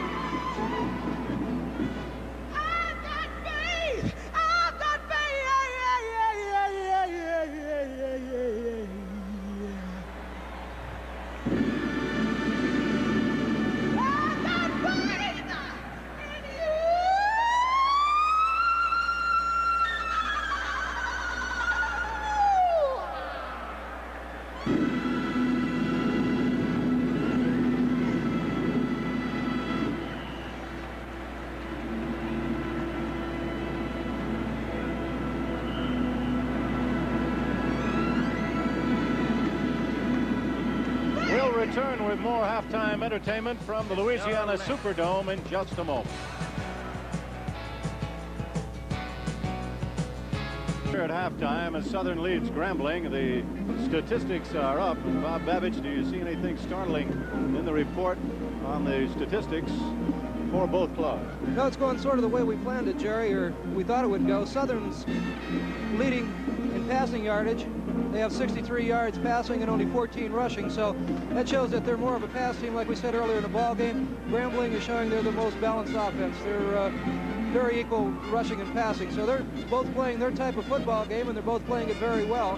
And I look for the same thing in the second half, with Southern throwing the ball and Grambling mixing it up as much as they possibly can. Actually, Mike Williams has thrown better for Grambling than Billy Mayo. Mayo is 4 for 13, and Mike Williams was 6 for 12. And Mayo had accumulated a net yardage of 63 and Williams 57. However, 2 interceptions by Mike Williams have hurt. And those are the team statistics individually. Kind of interesting to watch in the second half. I think you'll enjoy watching number 39 for the Tigers of Grambling. Robert Parham, coming into the game, was trying to catch Tank Younger's record at Grambling. He now needs 80 yards on the ground to hit 1,000 this year, and he is just 378 yards away from tying the great Rams running back Tank Younger. That is a career lifetime mark that has held for many years right here in Grambling. And so Robert Parham, number 39, the first team all-conference back, who is the leading rusher in the conference. We'll watch for that in the second half. I'm sure he'll take a crack at it. I don't know whether he's going to make it today, but you know, inevitably, since he is a junior, Bob Babbage, if he stays well, he'll probably eclipse that Tank Younger mark next year. I believe he will. He's a great athlete and a great back. The secret is staying healthy. And for him to get 1,000 yards this season, he's going to have a heck of a second half and get 80. And I don't believe the Southern University defense is going to be laying down and letting him get the 80 yards. It's going to be a hard-earned 80 if he gets it. Never in the game has Grambling had great field position. They've had the ball 5 times, all poorly in field position. Only once has Southern had good field position at the 43, and they didn't score on that one. They started their drive 79 yards total, and finally, absolutely running away from everyone was Wilfred Charles, the tailback, who went around right end for the touchdown. We'll be back to the Louisiana Superdome with the start of the second half following this message.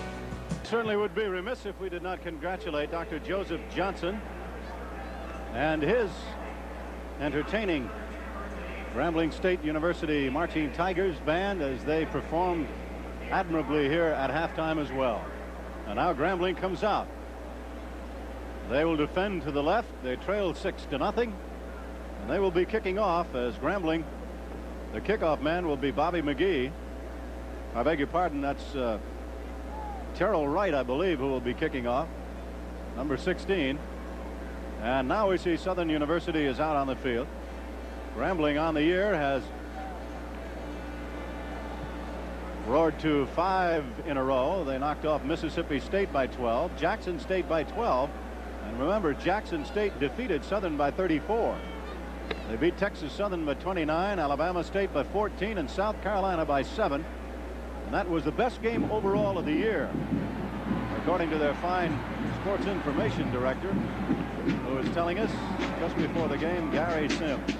That is taken on the 8-yard line, back to the 15, across the 15, and down he goes at about the 22-yard line. The bottom of the heap, getting up with the ball. The return man for Southern University, Byron Bell. And in on the tackle was Percy Jones, a wingback. Jerry, it's very interesting. Southern is a second-half ball club. They do most of their scoring in the third and fourth periods this season, so this might be an interesting point here in the second half. And their defense, likewise, has just held opponents to 16 points in both the third quarter and the fourth quarter, so they're definitely a second-half ball club. If Grambling's going to get anything going, they're going to have to play a whale of a second half. Interesting indeed. They have scored 56 points in the final period total. As a quick pass out to the right side. You see Michael Vaughn out of bounds. But it is interesting, Southern University has scored. They've had very slow third quarter scoring, the lowest of all third quarter scoring. But in the fourth period this year, they have scored 56 points, limiting their opponents to only 16. So they've been strong defensively and strong offensively in the last quarter, especially. You're looking at Billy Mayo, number 3, the quarterback. 5 touchdown passes in one game once in his career. He is leading in this one 6-0. He fakes to the left and goes back out over the middle, and he goes toward his tight end, and it looks like it is Brian Williams fighting for it, and by golly, he came up with it.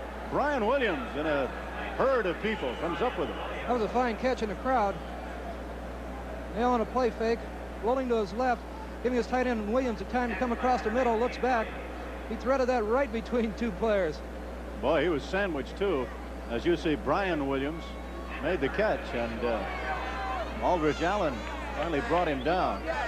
But a good hit by 2 linemen who came on and did some kind of a job on the quarterback. And you see the guy who's injured there is Aldrich Allen, number 52. He would be the last guy you'd think would get shaken up on that. You'd figure the tight end would take the brunt of the punishment, but I guess he got sandwiched between the 2 players and got his bell rung a little. He'll be back in the ball. You can see, Bob, the concern Coach Eddie Robinson has. The Wizard, they call him. Aldrich Allen, number 52. The coach is there in the checkered light suit. The man who has won 13 championships in the Southwestern Athletic Conference. He is second only to the University of Alabama's Bear Bryant among active coaches in victory. He has won 76% of his football games. Just a great man and an excellent coach. It'll be 1st and 10. The ball at the 40. That is Southern on the draw play. And for short yardage and still going. And finally hit and spilled. A good run after he hit a wall. Aaron Kent somehow slid to his left. He's coming off a hamstring injury, and Joe Gordon was in on the tackle. Jerry, they're trying to neutralize that front rush again. Like I said, they're going with the draw play. They're mixing it up. They're running a little on 1st down and throwing on the other downs, and next series they'll come out and throw on 1st and 2nd and run on 3rd. So they're mixing it up a little, trying to keep Grambling guessing on defense so that the front 4 just don't tee off and smother Mayo. It'll be 2nd and 11. Vaughn wide to the right, in the slot it is Farmer. The tight end Williams to the left side. The handoff this time goes to the man who scored the touchdown earlier, and across the 40-yard line. Wilfred Charles moves for about 4 or 5 yards. It'll be 3rd down and 6. Aldrich Allen was in on the tackle, number 52. That's the man who scored. Wilfred Charles just outran everybody for the touchdown. The big problem now is when you have a 3rd and 7 that you're dictating to the defense what you're going to do. They know you're going to have to throw the ball, and with that 1st and front 4 that Grambling has, they're just going to tee off and people like Joe Gordon and Mike Barker and Charles Lewis and Art King are just going to let their ears back, and they're just going to fly across that line of scrimmage. You see the yardage, 3rd and 7, they say. Kent is the up back. The deep back is Morgan. Wide to the right side is Vaughn. Out to the left side is Farmer. On a 3rd and 7, he's really rushed. And it is hit. It's incomplete. It'll be incomplete. The man who came from behind was Mike Barker, 286 pounds. He really moved well for a big guy. It's a big gentleman, and that's, you know, that's a problem you get when you don't have the running game and you can't establish 4 or 5 yards on 1st down when it's 3rd and 7. These gentlemen know exactly what's going to happen, and Mr. Barker knew what's going to happen, and he was right there. That's like to take his head off. Trumaine Johnson drops back. He's at about the 30-yard line. And along with him is James Williams. And the punt is away. Punted by Al Barone. And it's going to come down to Johnson, who takes it on the 25 and puts it down at the 26. Calls for a fair catch. 1st down, 10 to go for Grambling. You see number 46, Trumaine Johnson, coming off the field. He just caught the ball. And now the Tigers will try and get something going. Mike Williams, their quarterback. He is a leader. Brings him out, number 10. Barone's punt. How long, Bob? 32 yards. 1st down, 10 to go. The wing back to the right side. Mike Smith. He goes in motion. And he hands it to him. Smith is trying to find short yardage on the left side, on the short side of the field, and can't locate anyone. Running him out of bounds on the play. Looked like it was James Davis. Maybe Herbert Williams was in on it. Herb was in there, too. Well, the Jaguar defense looks like they're coming back out the way they ended that 1st half, breathing fire, and they're not going to give Grambling much of anything on the ground. They're playing the running game fairly well. So far, defensive coordinator Jim Colbert is rather pleased with the way his club has played. That aspect of his club, they have held Grambling down to 64 yards net in rushing. That's the inside handoff going this time to Smith. He goes to the short side of the field, and he's ridden out of bounds. Rodeo is coming up shortly, and you saw a good example of it right there. Jerry Robinson, the inside linebacker. That play was defense very well, Jerry, because he wanted to make that trap. It was actually a trap block up the middle. He wanted to cut it up, but they sealed that inside off very good with the 2 linebackers and made him run wide. And when you do that, you take away all of his momentum, and there's no place to go. He just has to run to the sidelines. Dorsey Richard in at right tackle. Gerard Ridge is the all-conference tackle, but he didn't start tonight. It'll be 3rd and 3. Incomplete. Intended for Mike Smith. The man who really corked him after he dropped it was Brian Matthews. Brian, a junior from Los Angeles, 6'4", 196. So both teams come out in the 3rd quarter and really haven't established anything yet on offense. They're sort of saying what they're doing. Williams just wants to throw a quick dunk out here to Mike Smith, pick up a 1st down, but he just couldn't hang on to it, and it was a fine tackle by number 31, Brian Matthews. Myron Morrison goes back with Herb Williams. Morrison is back with Herb Williams. And the punt goes over toward Williams and takes a bad hop and rolls off to the left and out of bounds. This might be the first turning point here in the 3rd quarter. That's pretty good field position when you get the ball around the 38, 39-yard line. You have a little more opportunity to work. They'll spot the ball now at the 35-yard line. Or will they put it down at the 39? They'll put it down at the 39. 1st down, 10 to go, and now we see what Southern can do. Billy Mayo brings him out. He is 6'2". He's a wiry 6'2". Good field general, they say. He was behind Norman Gibbs at the start of the year. Gibbs came up with those bad shoulders, and he is now a hardship. Big offside, illegal motion. They'll blow the play dead before Charles Lewis can do some damage. That punt was not a good one. No, it wasn't, Jerry. It only traveled 24 yards, and you're just going to have to get the ball downfield a little further. You can't get an explosive offensive team like Southern, good field position like that on the 39-yard line, because you get 2 or 3 first downs, and now you're in 4-down situation where you could run the ball for 4 plays. And Grambling right now is going to have to stiffen on defense and come up with a big play. Illegal procedure against Brian Williams, the tight end. It will now be a 1st and 15 situation. Reggie Morgan comes out of the game, and a play brought in as the starting tailback leaves. This time Farmer to the left and Vaughn to the right side. Williams, the tight end, goes to the left, and the pro set, Wilfred Charles from St. Rose, Louisiana, along with Myron Bell. He's going to be rushed. He steps out of the pocket. And again, doing a super job, Charles Lewis brings him down. Defensive right end. He's just chewing the left side of the Southern University Jaguars line apart. He sure is, and he shows that he has fine speed because Mayo's a pretty good runner, and he ran him down from behind. So the big fella at 6'2½", 243 pounds, has pretty good speed. Somebody's going to have to keep him off the back of Mayo, but he has just gone around everybody. So they're having a problem with a great defensive end. Well, the way to remedy that is send one of your backs, instead of sending him out in the pass pattern, just leave him in a backfield and help your offensive tackle on blocking assignment if he gets by him. Mayo brings him out. Situation is second down, 17 to go.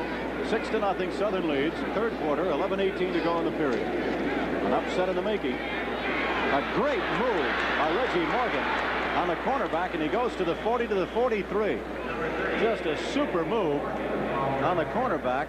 Guy Prather finally brings him down, the weak side linebacker. But watch the move on the cornerback. He set this up himself. He did a fantastic job. He was floating. He wanted to cut in. He froze Prather. Prather didn't know what to do. Cornerback came inside, took the fake. Now Prather had to fight off the block. It was a great move. He made that play himself. He just fooled Mike Haynes completely, the free safety, number 28. And that is now a third down situation. He did not get the first down. The ball at the 42. They must bring the ball up to the 49. It is third down and 6. Somebody's shaken up. Looks like Gary Hayes is examined by the official. They say it's 3rd and 6. It's a long 6. Wide to the right side is Vaughn. Out wide to the left side is Farmer. The tight end to the left side, Brian Williams. The play action fake. He's going to have to get rid of it quickly. He does, and he finds Kent at the 50. First down. He goes to the 45. Well, he's ridden down at the 45 by James Williams, the left cornerback. And that time they cut Prince, the outside linebacker, number 36, in a blitz, which means that the back was by himself on the middle linebacker, and this comes right out of the backfield. They read the blitz, dump it off into the corner. Nobody's there. Big gain by Aaron Kent. Nice play. Missed coverage on a blitz. Number 9, Walls missed the coverage. Yeah, you're right. Williams brought him down, but Emerson Walls was in on it also. Normally he backs Williams up, but they're both in the game at the same time. And now he has replaced Robert Salter. That's strong safety. It is first down. 9:44 to go in the third quarter. Mayo back to throw, pumps once, pumps again, finds his man Williams at tight end. He's at the 35 and goes to the 31. Oh, the big guy made some catch, 6'5", and just sucked it up like a vacuum cleaner. He sure did, Jerry. He was in traffic. There were 3 men around him. He showed great concentration. Mayo's just checking, faking it, faking the drop the middle. Sees the big guy, pumps once. There's great concentration. He knows he's going to get hit. Keeps his eye on the ball, doesn't worry about it, and he breaks one tackle and he picks up about another 4 yards. So it'll be a first down. Southern is driving at the 31-yard line. They lead 6-0, an upset in the making. They're trying to prevent Grambling from going into a bowl. The tight end to the right side, Williams, on the fake play action. It's blocked in the air, loose ball, incomplete. Good defensive play, but it might have been Joe Gordon. Yeah, I guess it was. Yes, the big guy from Marrero, Louisiana, a senior. They've been double teaming Gordon all afternoon, and he's just been splitting that double team block and putting a lot of pressure on. 9 minutes, 8 seconds to go, third quarter. Southern in white leading Grambling in black by the score of 6-0. And this defense has yielded only 88 yards against the pass. 88 yards per game. That's the average. And in the first half, Southern in the air was able to pick up 63 yards, 6 more than Grambling. Now they're faced with a 2nd and 10 situation. That is Southern. Williams, the tight end to the left. In the slot on the right side is Farmer. Mayo at the 40. Has all the time in the world. Almost intercepted by Aldrich Allen, the big guy, the big middle linebacker. Batted it down. It was a fine play by Allen, and it's a good thing he made the play because number 80, Williams, the big 6'5", 205-pound tight end, split the seam in his zone. He was down there about the 20-yard line standing by himself. So Ellen came up with a big play.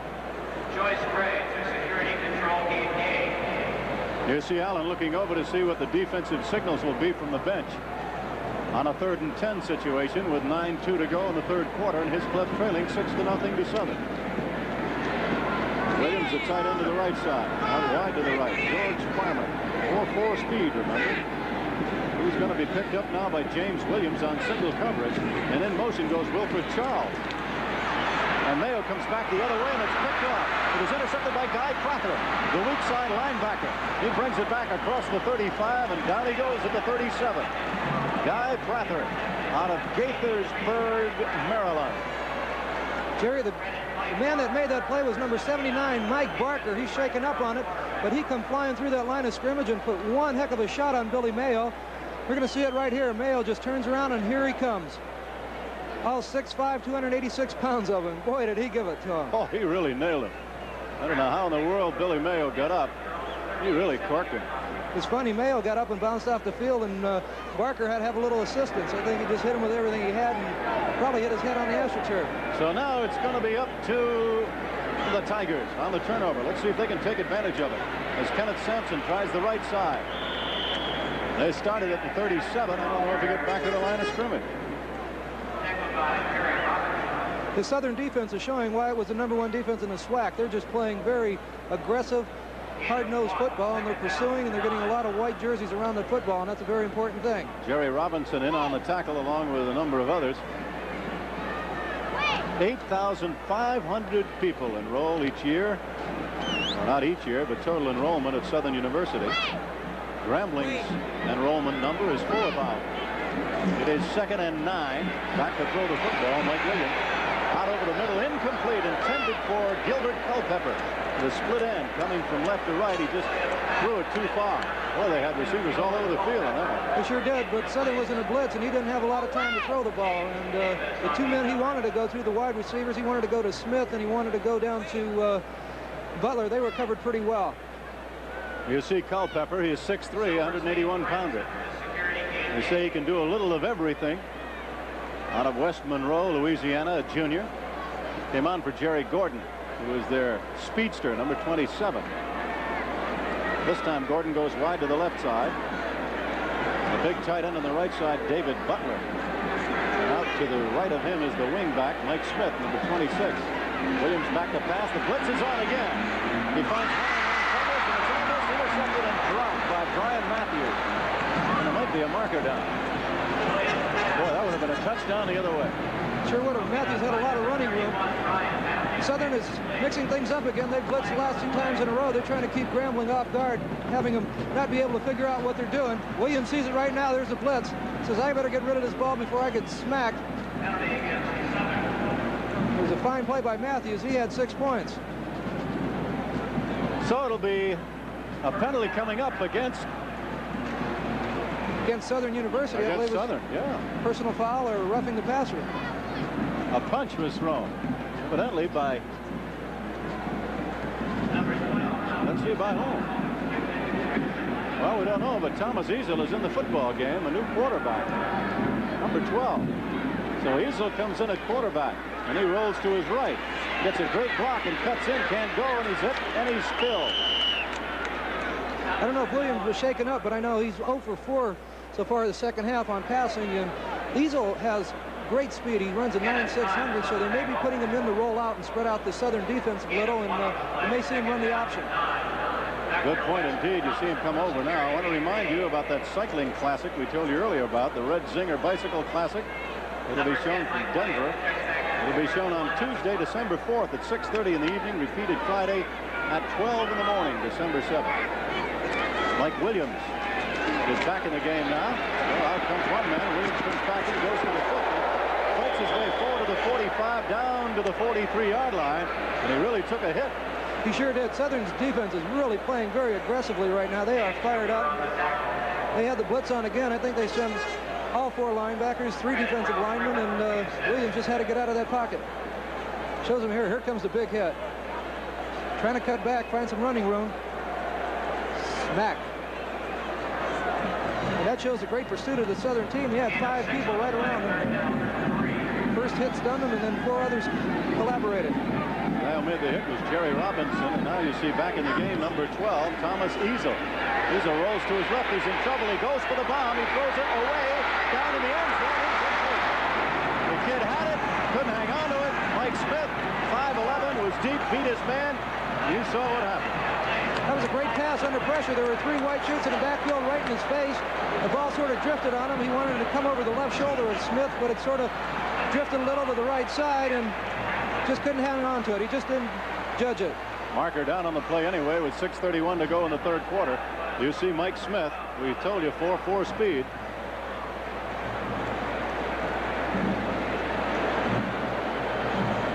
So they're alternating quarterbacks. The penalty will come up against Grambling.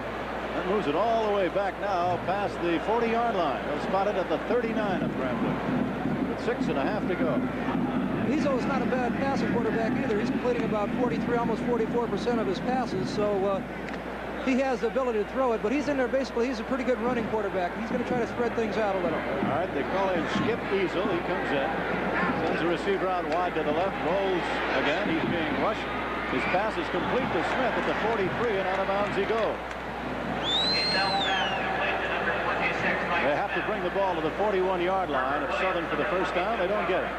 So with 6:16 to go in the third quarter, they'll have to boot it away. And once again, their defense will have to do the job against Southern as they're forced into a punting situation. Sure was. We saw that last play over again, and Easel's just rolling out to try to spread out. They're putting a lot of pressure right up the middle of the Southern University defensive team. I think they put Easel in just to get to the outside a little, figuring he may have a little better room for visual aid. Now he drops back to the 28. He'll do the punting there. Let's see what kind of a snap he gets. It's a little high. They don't really come at him. An excellent punt, very high, great hang time.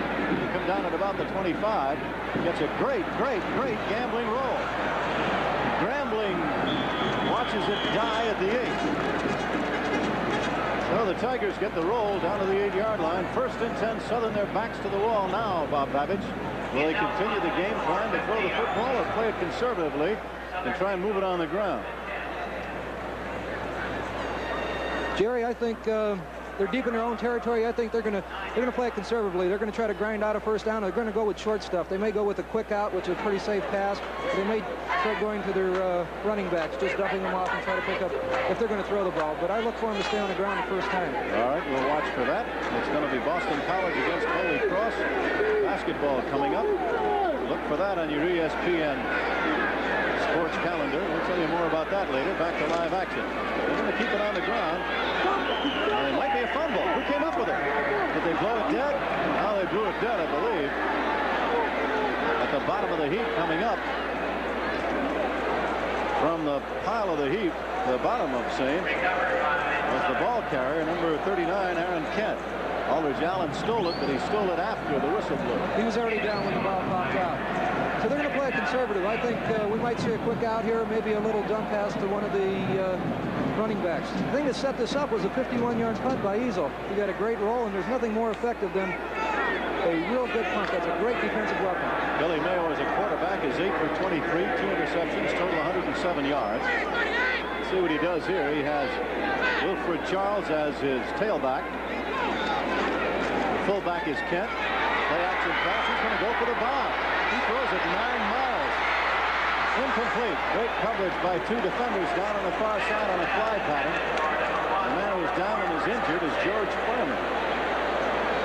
Everson Walls, it looked like, was the man who knocked it down. Walls and Haynes. It's a surprise call. I didn't think they'd go deep, but they're gambling. Like you said, they're a gambling offense, and he just lets it go. But he just can't throw it far enough because Farmer has such great speed. It's between 2 defenders. He just falls down and gets the wind knocked out of him. A couple people fell on him. He'll be all right. He'll be back in another play or 2.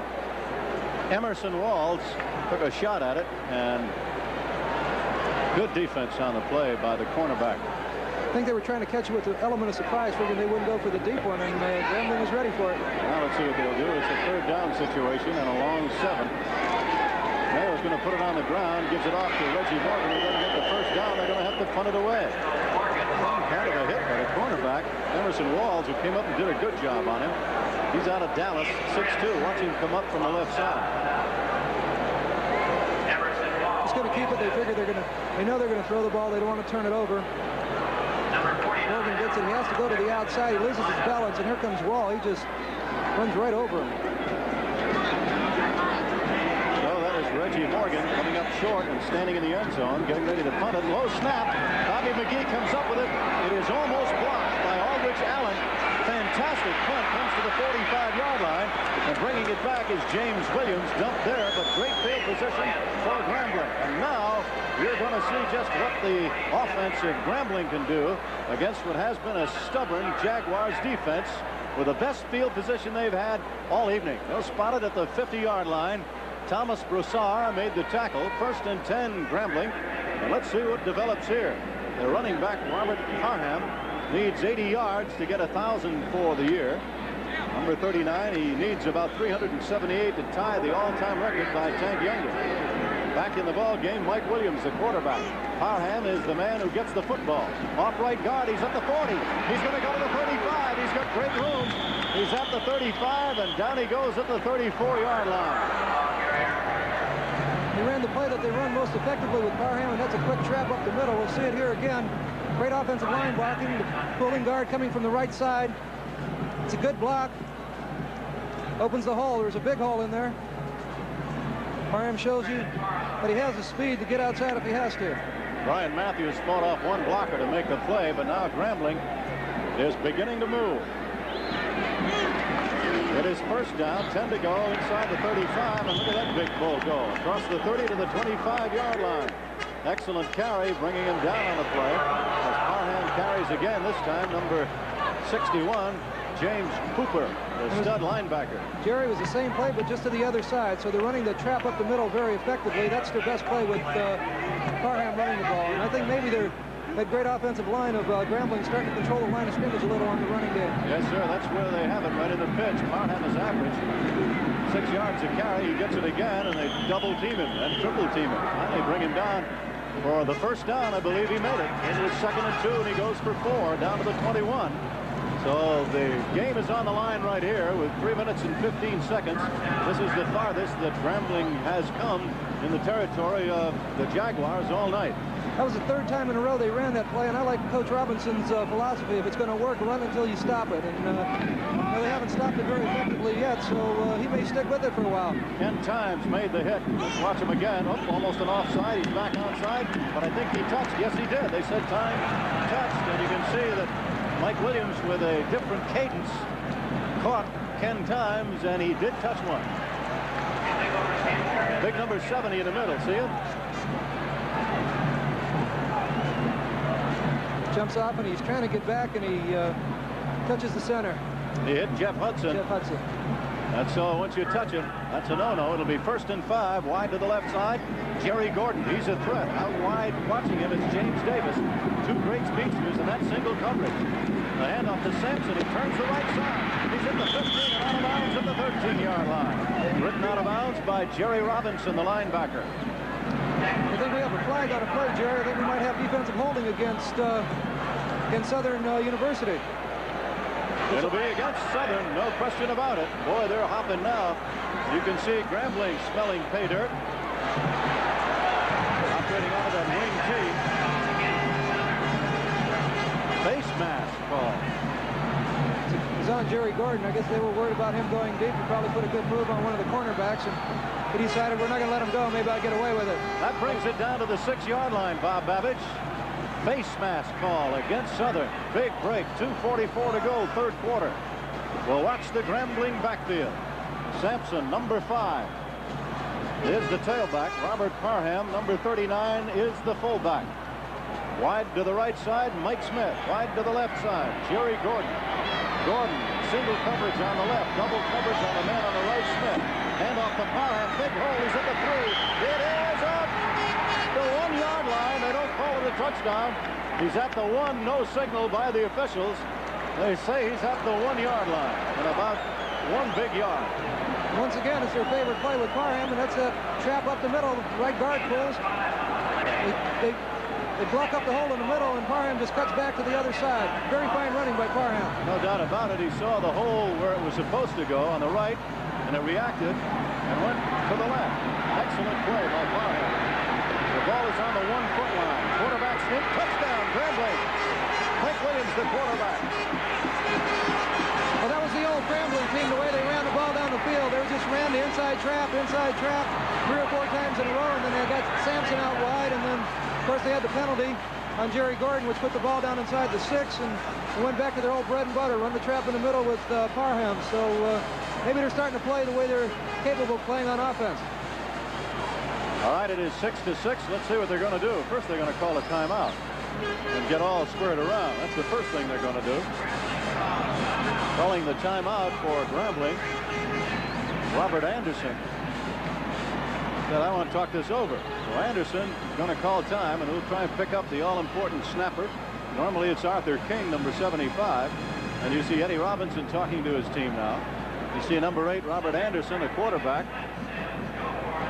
who will no doubt hold. Robinson is going to make a decision what play he's going to go for. Whether he'll go for the point after. Let's watch the touchdown again. Number 10. What's the blocking? Just great wedge blocking by the 3 men in the middle. Times try to just jump right over the center, Jeff Hudson, but Hudson had enough thrust coming out of there that he just carried him with him. And the momentum of Williams and Jerry Johnson and Willie Carter, the 2 guards, just pushed him right into the end zone. Robert Anderson will be holding. Number 16, the man who will try and kick it, is Terrell Wright. I beg your pardon, that is Mike Anderson. And he'll hold it. Let's watch the big one. It's 6-6 tie. In the 3rd quarter, the man who will snap it is down over the ball. Reginald Irving. It's good. Well, that was barely good. I didn't think it was going to get through. He didn't get a real good cook. It was real low. It looked like it might have been touched at the line of scrimmage.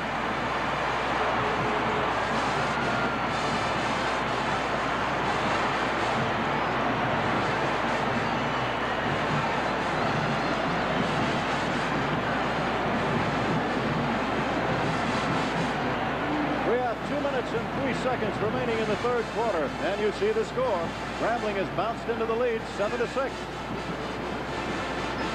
ESPN will be sending you basketball this year. We told you Holy Cross and Boston College. That'll be coming up. And other games to be shown in the first 2 weeks of December. Kansas at Oral Roberts, Missouri at Illinois, Wisconsin at DePaul, the Utah Classic, and Santa Clara at UCLA. The kickoff coming down to the 12-yard line.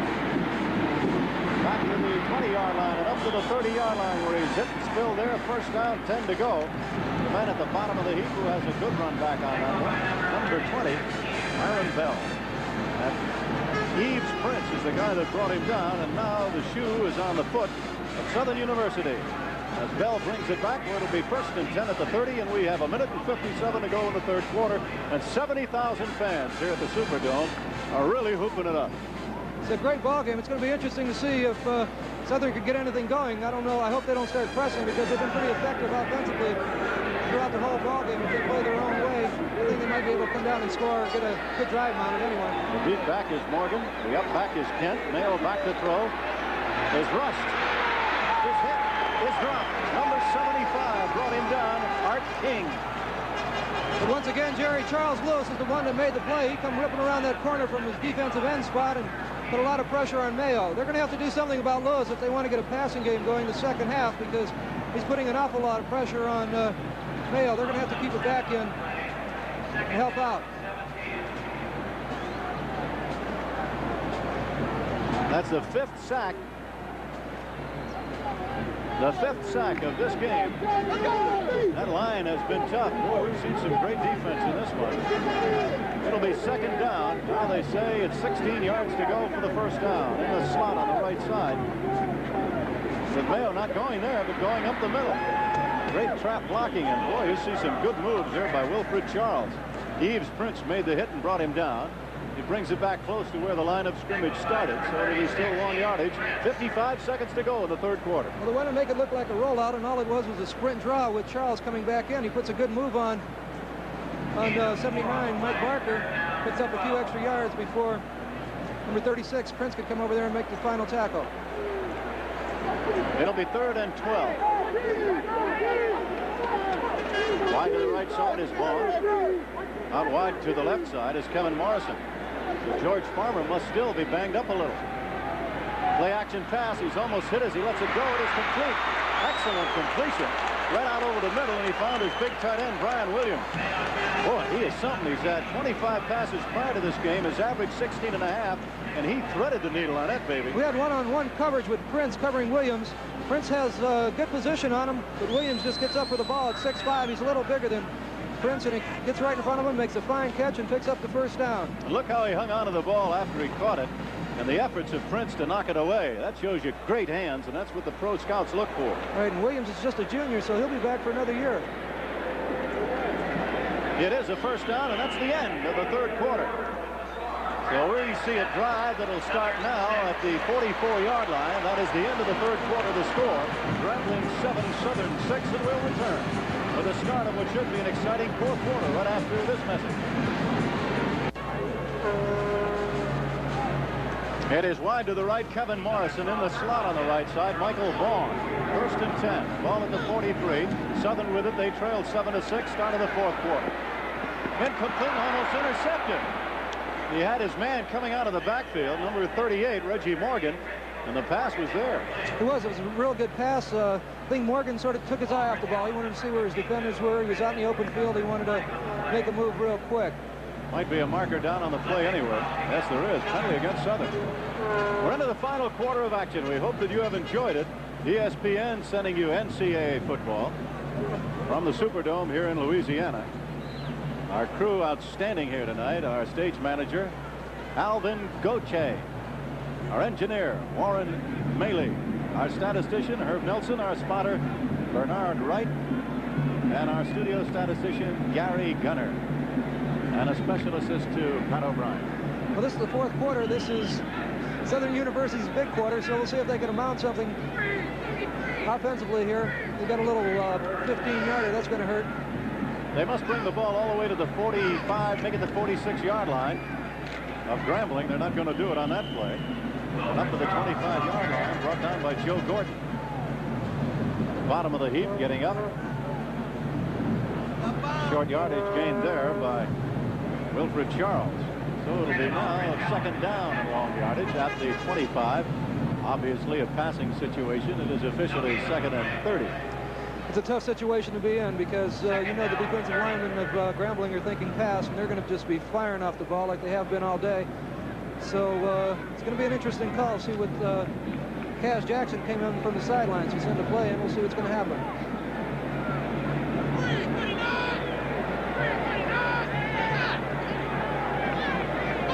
Second down, 28 yards to go. Back to throw the ball. Billy Mayo out over the middle. He hits his back coming out of the right side up to the 30-yard line. And there, Wilfred Charles goes down. Good play. They had double coverage again on the wide receivers.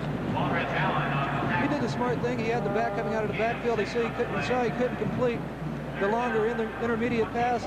Instead of taking the loss, he just dumps it off to Wilfred Charles coming down right in the open seam.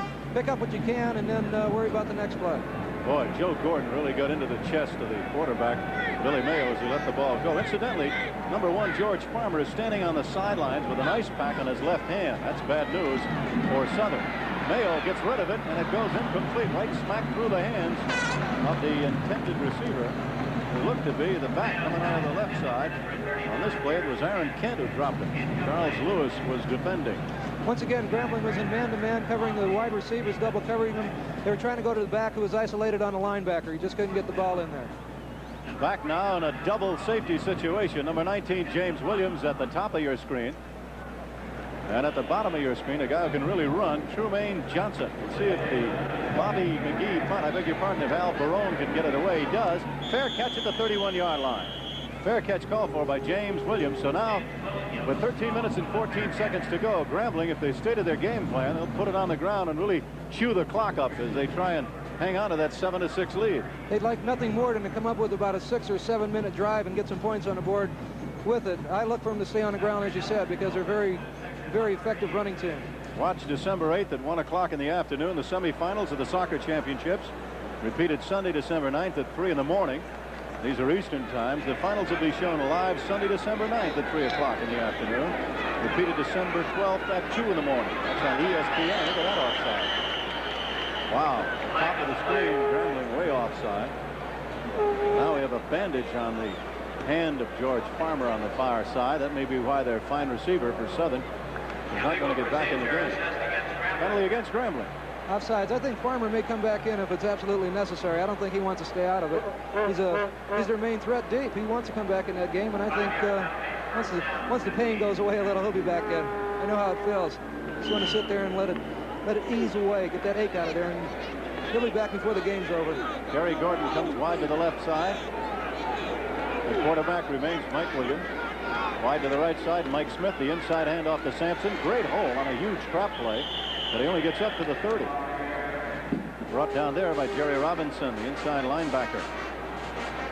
Southern defense isn't quitting. They're playing pretty stout, hard-nosed football. They're not going to give anything to Grambling, so this game may go all the way down to the wire, Jerry. It has the markings of it. 7-6, that's the score in the fourth period. Southern University trying to dig in. They led earlier in the game, 7-0, on a 3-yard run by Charles Wilfred. And the quarterback, Mike Williams, on a quarterback sneak from the yard out, gave his team the tying touchdown. Williams back to the pass and a marker down. The man who kicked it through for Grambling was Terrell Wright. And remember, if Grambling wins, they host the University of Nevada, Reno next Saturday, back at home. David Butler was offside on the play, I believe. He actually was, and so that'll move him back 5 yards even further. Starting to get a little antsy on offense. And they're just going to have to compose themselves and just take what they're given. It is 7-6. 12 minutes, 20 seconds to go in the game. 12 minutes, 20 seconds away from a bowl bid. And they're anxious down at the Grambling bench. Everybody is standing. You see number 59, Jeff Hudson, all conference, bringing his club out. They must bring the ball up to the 42-yard line. The blitz is on, and he hits Parham on a screen on the right side of the 20. Gets to the 27-yard line. And on the tackle, number 22, Herb Williams. Well, they were coming. Both linebackers are coming through. Number 51, Ralph Griffin, is one putting on all the pressure. Another step, he might have had a sack. Fine play by Parham. He catches the ball, runs through a few people, picks up additional yardage. Larry Terry was in on the hit also. So it'll be a second down situation. They must bring it up to the 42-yard line. The 42-yard line of Grambling. 11 minutes, 20 seconds remain in the game. Grambling with the ball, and they lead by a point. Gordon hustles them out. Wide to the right side, Mike Smith. Gordon to the left side. He looks at Gordon. He just gets it off, partially blocked. It's intercepted. Intercepted at the 25-yard line. Back at the 20-yard line, and down he goes. Brian Matthews, and the key turnover of the football game. It sure could be. They had the blitz once again, and Ralph Griffin put all the pressure on number 10 Williams. He was trying to get out there. He just threw it up for grabs. Here comes Griffin with the pressure. He sees him. He feels it. Throws it up. He tapped the ball. Matthews was there. Picks up. This could be the key break in the ball game. I think someone in the line deflected the ball and just tipped it somewhat up in the air. And nonetheless, it's at the 22-yard line, the biggest turnover of the game. So mark down the name Brian Matthews, playing for Neil Henderson at free safety. Matthews with a key interception. And it is first down, 10 to go, 10 minutes and 58 seconds left of the game. The team with the ball trailing by a point. The handoff to Reggie Morgan. He cuts in. He's hit by big number 79, Mike Barker. But he gains about 2, maybe 3. Now, across the way, they're going bonkers. They sure are, and be interesting. I thought they'd go for the bomb. Usually after a big break like this, you want to come out and try to score as quickly as you possibly can. I was a little surprised with the running call. Maybe they figured Grambling would be thinking the same thing. I think now they figure they're in such good position, they can just pick up some stuff on the ground. They might be able to go for the field goal and win it. That's right. Let's see what they're going to do now. They're going to get conservative and keep it on the ground. Come back to the right side. They've got the tight end, Brian Williams, to the right. Morrison is playing for the left side, the I formation. He's going to throw the football, and alley-oop into the end zone. Incomplete, intended for the man on the right side, Michael Vaughn, and he had his man beaten. just a bad pass. He threw it way to the right side. Either Vaughn didn't run the right pattern. He may have had a flag pattern to go to the corner of the end zone. He turned it in. So either that or Billy Mayo thought he called something else. Not a bad call, though. He threw it deep. Little chance of interception. Had it in the corner of the end zone. I'm going to guess with you that he just ran the wrong pattern. At any rate, it is now a third down situation. 3rd and 9 with 10 minutes and 22 seconds to go. And it might just be Bobby McGee and one more play to come out and boot a field goal. Let's see what they're going to do here. Wide to the left side is Morrison. Wide to the right side is Vaughn. Kemp is set back to the right side. Charles to the left side. Mayo back to throw it. Looks for his tight end. Can't find a man. He's still running. He's still on his feet. Did they blow it dead? He's at the 20. He fumbles, and he fumbles in front of him. No first down, but it's at the 14-yard line. What a setup now for the field goal. Sure is. He had Mike Vaughn real. You may be able to see it here. Vaughn was coming across the middle about 10 yards down. He was open. He just couldn't get the ball to him quick enough. And then when he started running, Brian Wilson became open. So little hot potato there. 97 came in and hit him. Mark Cooley squirmed away and fumbled, and then one of his own teammates jumped on the football. Aldrich Allen hit him hard. One of his teammates jumped on the football. The field goal that could decide the game will be tried from the 26, a 36-yard field goal attempt. It's got the distance. It is no good. It hit the pole and kicked to the right. No good. Unbelievable. What a break. It's hard to believe. I felt bad for Bobby McGee. He had that extra point missed. Then it hits the uprights, and instead of kicking left, it kicks right. Goes the other way.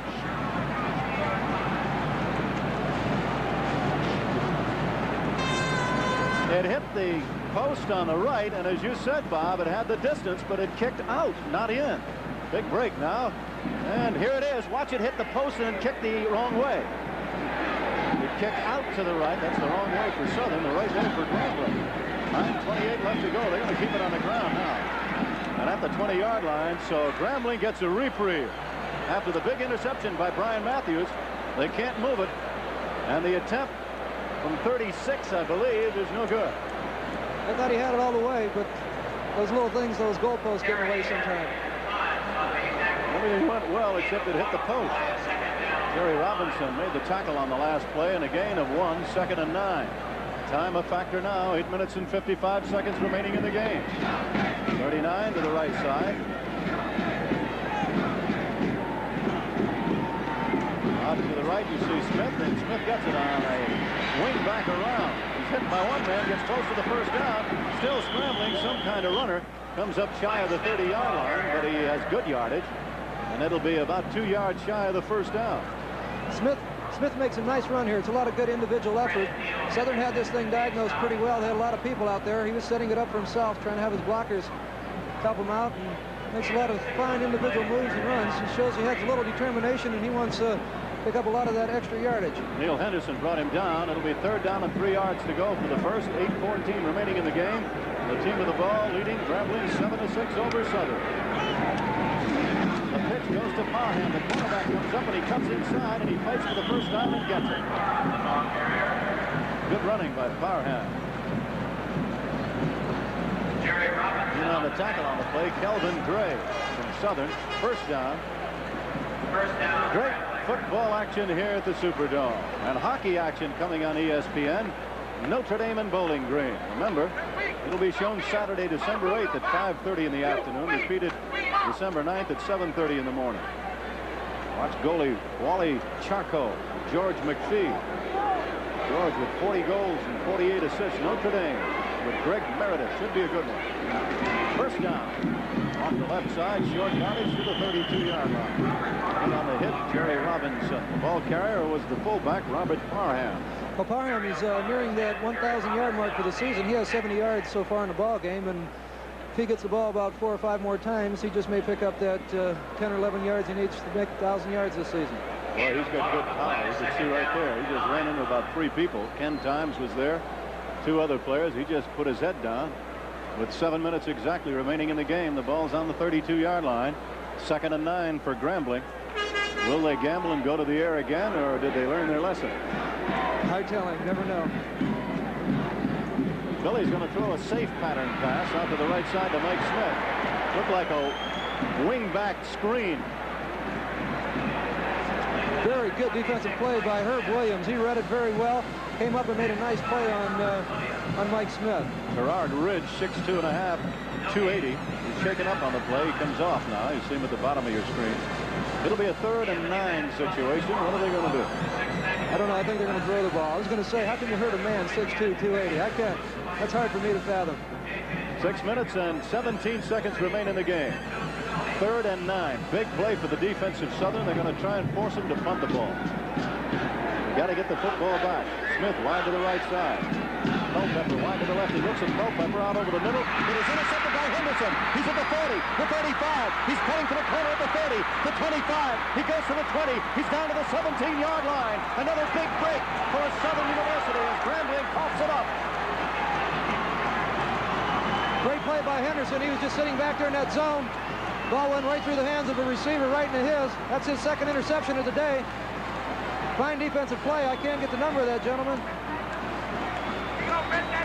But Neil Henderson gets a 2nd interception today, makes a fine run back, and once again, Southern's in fine position to put a score on the board. Boy, he did some job hanging onto the football, too. They were trying to strip it from him. A great, great move by the senior, Neil Henderson, who now has 9 interceptions. That ties him.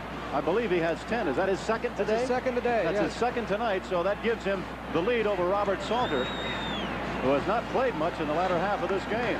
So he is the number 2 interceptor in the nation, and that couldn't have come at a better time with 5 minutes and 54 seconds remaining in the game. Southern University trailing 7-6 with a football, and they have the ball spotted right now at the 18-yard line. The tight end goes to the left. The I formation kept the up back. The handoff going to Wilfred Charles. He cuts in. He avoids the cornerback, but he is hit and spilled by that great defensive right end, Charles Lewis, and Guy Prather, the weak side linebacker, as the cornerback came up and just missed it. Mike Haynes came up and made a fine play by forcing him inside, but Charles put a good move on Haynes. Well, we're going to right see. Here. We got it right back here. Here comes Haynes forcing it. But Charles shows he has a little quickness, and he cuts back to the inside. But Charles Lewis was there. I think I've heard that name once or twice this evening. Well, remember, with 5 minutes and 25 seconds to go, they're in position for the field goal that could win it. Will they gamble and put it in the air, or just try and run it on the ground and play safety first football, and then rely on the toe of their field goal kicker, Bobby McGee? He's going to throw it. He flips it into the end zone. There's a collision. Any marker down? There is a marker down. Who's it going to be on? Will it be on number 23? Will it be on James White? Or will it be on the offense? How are they going to call it? Could be close. There's a collision there. It's going to go against Grambling. Or is it? It will go against Grambling. It'll go against Grambling, I think. We might get to see it here again. There's the pass. And it is. It's tripping. It's interference. Interference against Grambling. Called against number 23, James White. What a big break. And it is first down. They spot the ball now at the 3-yard line. So you don't worry about the field goal now, Bob Babbage. Right. I bet Bobby McGee. To go. 5 minutes to go in the game. 5 big minutes to go in the game. Lots of time. They're going wild here at the Superdome. 7-6, Grambling leads, but they're now defending in the black uniforms, and Southern with the football. I bet Bobby McGee, the place kicker for Southern's, breathing a little easier now because he's had tough luck, missing an extra point and then the field goal, hitting the uprights and bouncing out. So he feels a little happier with the ball on the 3-yard line. He got single coverage on the pass play and put it up high, and he got what he wanted. Another safe pass. He was going to throw it deep in the corner of the end zone. He might have been looking for that call. Could have been. I tell you, if you can't complete it, then a pass interference is just as good. Aaron Kett is the up back. The crowd is hollering so loudly that Billy Mayo says, we can't run the play. They can't hear me. 5 minutes to go in the game. The ball spotted at the 3-yard line. It is a first down for Southern. They're in the throes of one of the great upsets of the year. They came into this one at least an 11-point underdog. Some people say a 2 TD underdog, and they trail by 1. Now they're going to try it again. Ball goes wide to the left side. Morrison goes out to the right. Now it's Culpepper out to the right. The I formation. Deep back is Wilfred Charles. He can run. He might try and turn the corner on the right. He's going to try it. 4 men in the way of him. They hit him, and he fights his way forward to about the 3-yard line. The man who came up to make the hit, and a big hit it was indeed, was the middle linebacker, number 52, Allen, along with the inside linebacker. Trying to run wide. Made a good hit, Eves Prince. They had Prince and Allen and Emerson Walls all there, standing there. Boy. They spot the ball down at the 2.5-yard line. It is a second down. 4 minutes and 31 seconds left to go. The up back is Kent. The deep back, Wilfred Charles. The quarterback pitches it out to Charles. It's going to be a touchdown.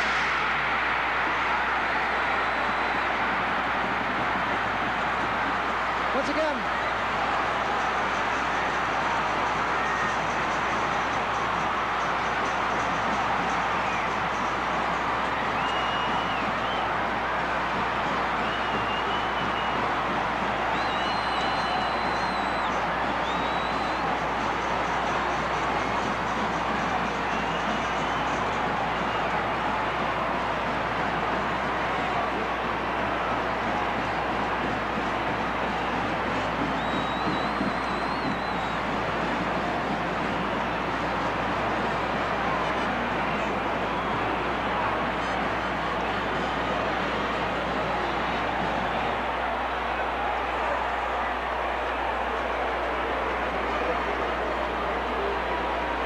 ladies and gentlemen, I hope you can hear my voice.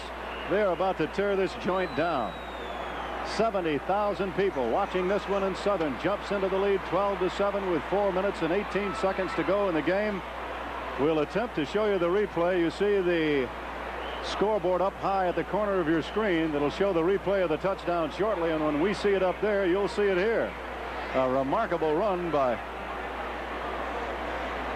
the tailback, who scampered in for the touchdown.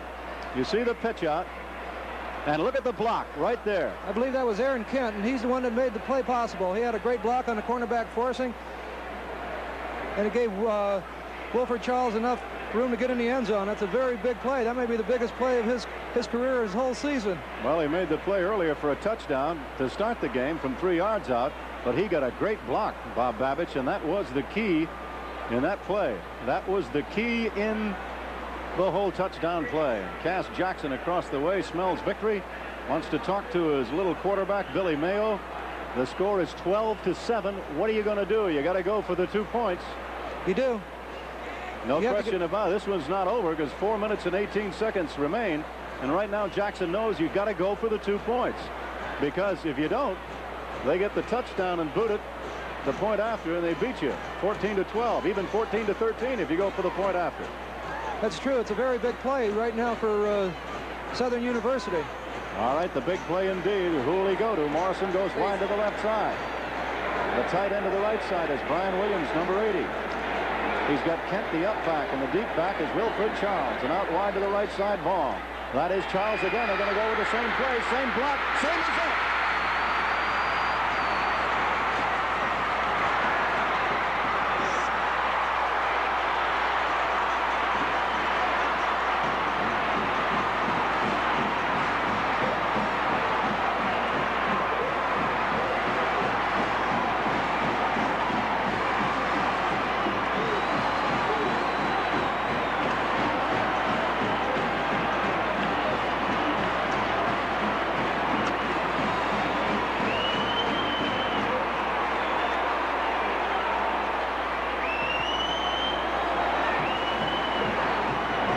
Emotions that are going on here right now with that team in white are very hard to describe.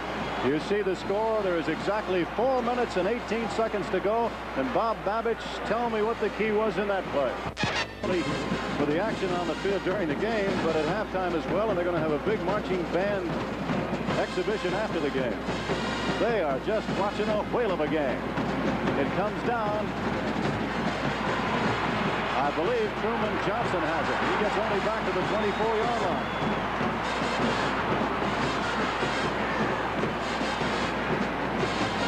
Tremaine Johnson brought down on the play at the 24-yard line. And we have a new quarterback coming into the game. It'll be number 12, Thomas Skip Easel. He's going to have to try and get his club back into this one. Have you ever heard so much noise, Jerry? The enthusiasm in this place is just amazing. It's just electrifying. Absolutely incredible. 4 minutes and 14 seconds left to go in the game. Grambling needs a touchdown and a 2-point play to pull this one out. Robert Parham tries the right side, gets up to the 25. The defense of Southern University has been outstanding. They have had 3 new coaches this year. Cass Jackson has really put it together. Ray Jones, Gary Campbell, and Terry Lewis. They blitz, they gamble, they play hard-nosed football, and look at that tackle. Well, they Number 61 came in and made a good hit on that play. They tried to run that trap up the middle again, but Southern was waiting for it this time and closed it up, and Parham had no place to go. The stud linebacker James Hooper made it. A gain of 1, 2nd and 9. 3 minutes, 40 seconds to go in the game. Grambling in the throes of a stunning upset. Easel going to throw the football. Is being rushed, gets it away off balance, a remarkable pass, and it's complete at the 44-yard line. An unbelievable completion to Jerry Gordon, number 27, and now Grambling answers back. They're marching. They've moved about 40 yards already. They started the drive back inside the 25. Southern had the blitz, and here comes Ray Griffin again. Easel throws a great pass. It was one-on-one coverage, and Jerry Gordon, with his great speed, it's very hard to cover one-on-one, and he just is all by himself. He got behind the zone by James Davis, and Gordon caught it. And now the Grambling fans are going wild. It's at the 41-yard line with 3 minutes and 26 seconds to go. And it's up to the defense of the Jaguars to stop the Tigers. The Tigers are scratching and clawing and scrambling. Double coverage on the left side to Gordon. Culpepper on the right side. Easel looks at him and fires deep close to the end zone. It is intercepted. It'll be intercepted in the end zone by James Davis. Davis is going to run it out, but I think he already downed it. A big interception with 3 minutes and 19 seconds to go. James Davis, number 5, a junior. The kid, they say, that would be drafted in the first round of the NFL right now if he were available. Easel has the arm. He's going deep. They're trying to get the score right away. He was going back out to their deep threat, Jerry Gordon, but he just overthrew him, and Jim Davis shows he has some speed. He kept up with Gordon, made a very fine interception, and that just may ice the ball game for Southern University. Well, they'll take it at the 20-yard line. We have 3 minutes and 19 seconds left to go. The kid who took it away was James Davis. And Jim Colbert told me before the Jackson State game, to reiterate, that he could be drafted high right now in the NFL. They think that Herb Williams, the other cornerback, is going to go in the first round. But this one is a good one. And so now Southern will try and keep the football on the ground with 3 minutes and 19 seconds to go. All they got to do is hang on to it across the 20 to the 25-yard line. A gain of about 4, maybe 5 on the play. Reggie Morgan brought down by Emerson Walls. And looking back, the timeout that Grambling took before they kicked the extra point after they scored that touchdown may be very costly for them right now because they only have 2 left should they get the ball back here in the 4th quarter. Culpepper was in the game, flying down the right side. They had 2 receivers on the left. He threw it in the end zone and it was intercepted. Henderson goes wide to the left side. He's on single coverage there. Mayo, the quarterback. Aaron Kent, the left setback. Reggie Morgan, the right setback, gets the football. 2 men in front of him. He cuts in, goes across the 25, moves up to about the 30. Still going. He's at the 35, and he rolls his way to the 38. Brought down with a hard tackle. The number 23, James White. But, boy, he really motored, didn't he? Great individual effort. They want to keep that ball, and Reggie Morgan wants to hold on to it, and he's running. See it here. They're just running the sweep, pulling the guards. They're running the ball wide to eat up as much clock as they possibly can. It's strung out very well by the Grambling defense. But Morgan just keeps going. He has that determination, strength, pretty strong runner. Look how he hung on to the football. Emerson Walls tried to strip it, couldn't do it. 2 minutes, 12 seconds to go. The team of the football leading by 7. This could be a big upset. This could knock him right out of the bowl. Right up the middle he goes with it. Aaron Kent, a sophomore. He was the number 1 fullback. The former tight end Robert Gill came in, took his job over when he had a bad hamstring. He's well now. Joseph Gordon made the tackle. He's a big back. He's 6 foot, 216. He's a great blocker. We saw that on a touchdown, and then the try for 2 points, and they just came back and gave Grambling a little bit of their own medicine, running the big man up the middle on a trap. There's a timeout on the field. You see the time remaining in the game, 1:42. A stunning upset. The champion of the Southwestern Conference. The champion is Grambling. They've won it again. They have won the SWAC championship 13 times. A great college, and they're up against a great college right now. You can see they smell it. Ralph Williams, number 71, taking the congratulations. They know they've got it. Michael Vaughn hugging his teammates. It has been a great, great defensive football game. It sure has. You couldn't ask for a better football game between two great colleges, great universities, I should say. They've both played their hearts out. It's too bad you have to have a loser in a contest like this when everybody plays so well. And amazing, they have 9 men who made the conference all-star club for Grambling. You're not beating a Humpty Dumpty school. It's a great one. And the emotions are so high here. 1 minute and 42 seconds remaining. Southern trying to hang on to the football. Kent, the left set back. Morgan, the right set back, has it. He gets a block from Kent. Kent set up the 2 big plays of the game with some great blocking. And he gets into a little altercation, Aaron Kent, with Aldrich Allen. Allen 6 foot 237 and Kent 6 foot 216. Guy Prather brought him down. You might have to take Alan Kent on that one, the Incredible Hulk. He's a little frustrated today. He hasn't had the big day that he normally has. They've been handling him pretty well. The Bayou Classic has been all that it was cracked up to be. You see the time remaining in the game. The team in white upsetting the great Grambling Tigers. Not only is this a big game, but this is for the championship of Louisiana. This is for bragging rights down here, and I'll tell you, Southern wants nothing better than to just rub it into Grambling and say, hey, we beat you last year. 10 years later, we came back and beat you. They had lost 4 of the last 5. Cass Jackson very quiet before the game, saying we've come to play. One of the last bad games, and perhaps the only bad football game they had all year, was against Jackson State. They lost by 34 points. They were shut out 34-0. Aaron Kent didn't play too much in that one. They had some injuries there. Wilfred Charles was out of that game. He has made the difference in their backfield in this one tonight. He has given them some outside corner speed, which they didn't have in that Jackson State game. And in the comparison of scores, Jackson State was beaten by 12 by this fine Grambling club. You see Cass Jackson over there now. The young man has done a great job at his school. He's trying to calm everyone down and say, hey, let's take it cool now. Let's not lose it at the last minute. With 1 minute and 16 to go, no doubt they'll keep it on the ground. They have the 3rd and 1. A handoff to the fullback, and he didn't get it. Boy, he met a wall right there. Aaron Kent ran into number 83, who really decked him and brought him down. Guy Prather, he's been busy. He was second team all-conference. Prather will be another linebacker that's going to go pretty high in the draft. The scouts are pretty high on him. He's a big, fast kid. He's very agile, and he's 6'2", 225 pounds. He's good size for a pro linebacker. All right, 49 seconds to go. The clock is ticking. They're going to have to punt the football. It is 4th and 3. The man back to punt, number 49, Al Barone. They'll be coming. Watch them come at him. Watch the all-important snap. They got to go for the football. Time running out. 33 seconds to go, and they're going to take the penalty. No doubt about it. They're going to take the penalty. 33 seconds remaining. No doubt about it. They're going to take the penalty. 33 seconds remaining. There's too much time. They could do that for a couple of more plays. That was a very smart play. Well, right now, the clock won't start until the ball is snapped and kicked, but it was a smart play. Run as much of the time you possibly can have. You're going to punt the ball anyway, so what if you lose 5 yards? It doesn't really matter that much.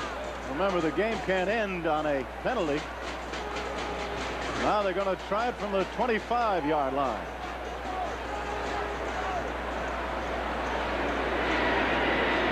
We'll watch it. 4th down. They came at him and they hit him. And there's nothing. No flag down. It'll go at the 10. They let it roll. It gets a Southern roll down at the 6-yard line. They really went after Barone. There were 4 men who went after him, and look at him. He knows he did his job. That young man from Baton Rouge, a junior, is really fired up. What a great punt under pressure. It was a bad snap. He had to hurry at it. There were 3 or 4 men in his face, and he just boomed the long one. Boy, that's when pressure's on you, when you're standing back there and you're waiting for the football, knowing that if you drop it, it could go the other way. 23 seconds left in the football game. Grambling needs a miracle now. The Tigers have the football. They spot it at the 6-yard line. And I believe it would be safe to say they're going to go for the bomb, Jerry. They have no timeouts remaining, 23 seconds. They're going to have to try to get as many plays as they possibly can. They're going to try to hit on one big one. And they bring in the fastest man on the club, Trumaine Johnson, with 4.3 speed. He's 6'2" out of Baker, Louisiana, a freshman. Watch him go wide to the left or right. They'll send Gordon out wide also. He's got 4.3 speed, averaging 18.5 yards per reception. A 53-yard punt by Al Barone. 23 seconds left in the game.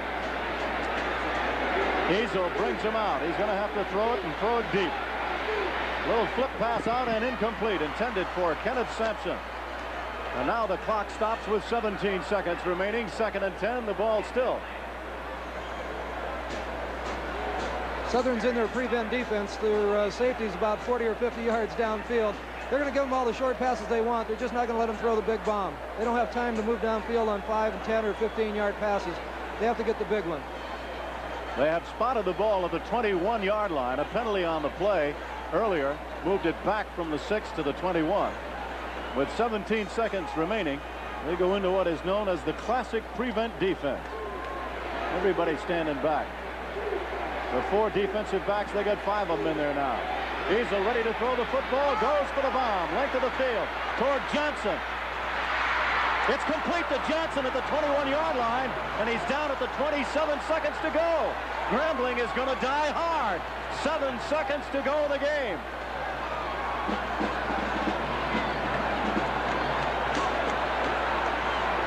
That's Ezel stepping up, and he goes for the bomb. And watch Trumaine Johnson, the kid I talked about a moment ago, out-jump 2 players. Great effort by Trumaine Johnson. And Brian Matthews saves what could have been.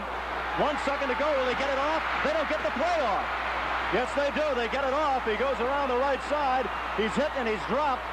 And it is all over. As Trumaine Johnson is stopped on the right side, they just get the play off. It is all over. They're going wild here on the southern side. Grambling has been stunned. They died hard indeed. The ball game is over. Final score in it. You see the final score, an upset. Southern has done it, one of the hardest fought games in years. Once again, the final score seen here. One thing I will tell you, that Cass Jackson ran out on the field and giving him a tremendous hug. The losing coach, Eddie Robinson, in a marvelous display of sportsmanship.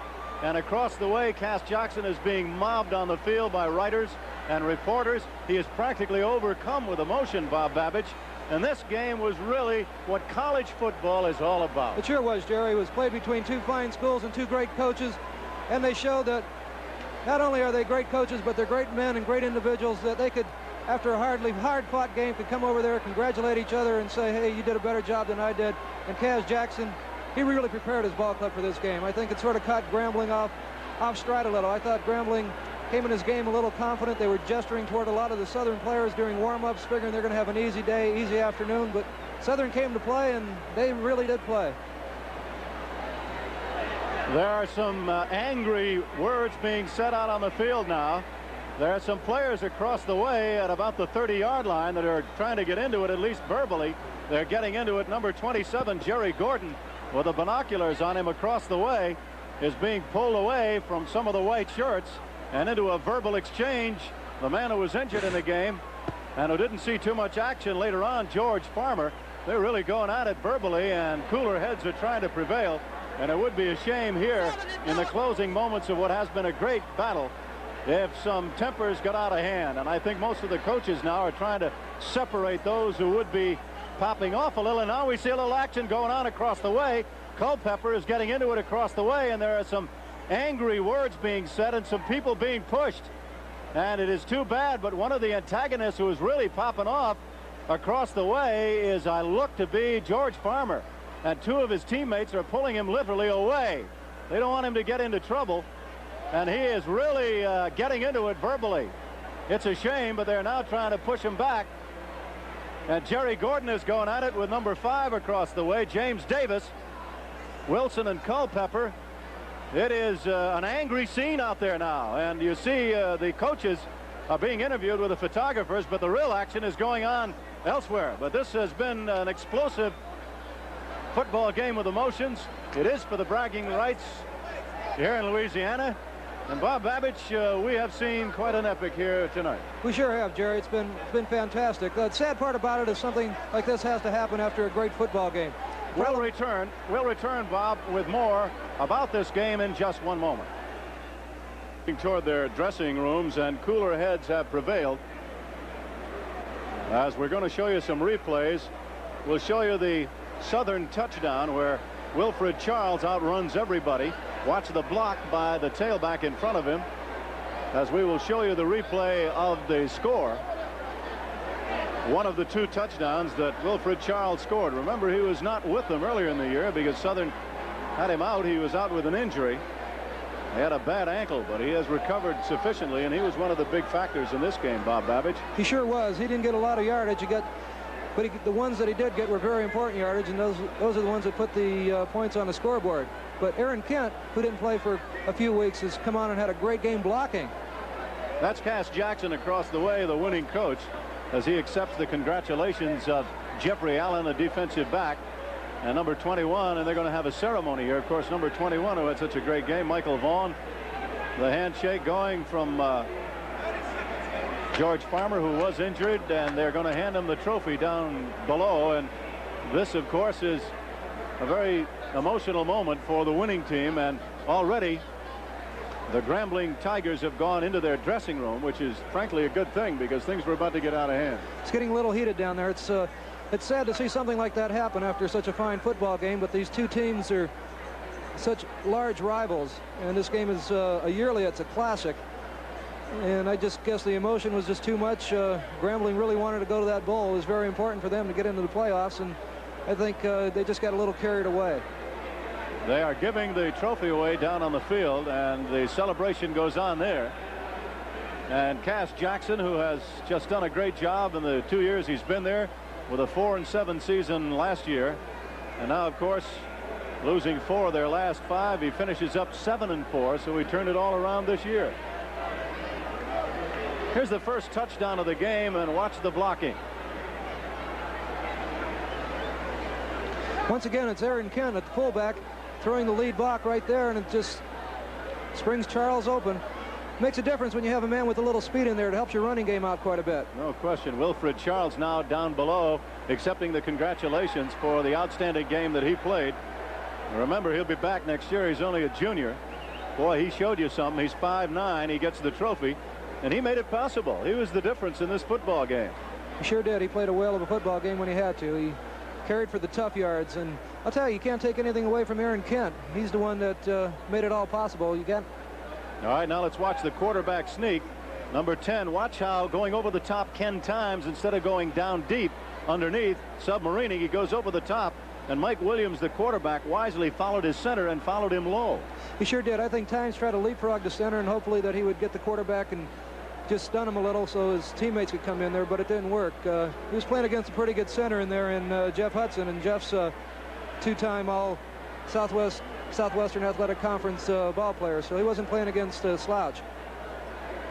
That made it a tie game at 6-6, and then Terrell Wright booted it the point after to make it 7-6, and Grambling took the lead. But then the big interception later on in the game set it up, and the touchdown that put Southern into the lead we're going to see right now. Watch the up back make a block, number 39, the man closest to the quarterback. He is the key man as Charles gets it, Wilfred Charles, but watch the block. Here Kent just comes in, puts a great block on Prince, the linebacker, and Prince is a pretty strong athlete, so Kent's a very strong blocker. It was a great block, and without that block, I don't believe Charles could have gotten in the end zone. He pushed him just enough to move him back a step or two, and Charles had the momentum to go in. Now that was the score that gave him the lead, 12-7. And then, of course, you see the final statistics, and look at the great defense that we've seen in this. Look at the defense by Grambling's line against Southern's rushing attack, but their big game is in the air, Bob Babbage, and they did a whale of a job in the air. Well, they gained the yards on the ground when they had to. That was down when they were inside the 5-yard line, but the big key to the game is Grambling had 5 turnovers, Southern only had 2, and when you turn the ball over 5 times, the other team's going to score on you. One of the interesting things about this game is the field goal that would have sent them into the lead. It was no good, and still they hung in there. Southern University, and hung in there very well and fought back. and came up with the key interception that led to the score. Sure did. They had a lot of pride in their defense. The defense came out there and played really well under adverse conditions. After missing the field goal, it would sort of be a big letdown. And Neil Henderson had a great day. He had 2 interceptions, gives him 10 for the year, and he could possibly be the NCAA leader in Division I AA. Well, it's an interesting game, and you could find a dozen heroes out there for the Jaguars. And of course, Grambling finishes with a very respectable 8-3 record after losing this one. And this was what it was all cracked up to be. The Classic here in the Superdome. And they are still going through the ceremonies down on the field. They'll want to party here all night long. And not too many people have left. A lot of people still in the stands. The final score once more goes in favor of Southern University. You see it there. And so from the Louisiana Superdome, this is Jerry Gross speaking for analyst Bob Babich and thanking you for joining us on tonight's NCAA football game. And again, the final score, the Southern University Jaguars 14, the Grambling State University Tigers 7.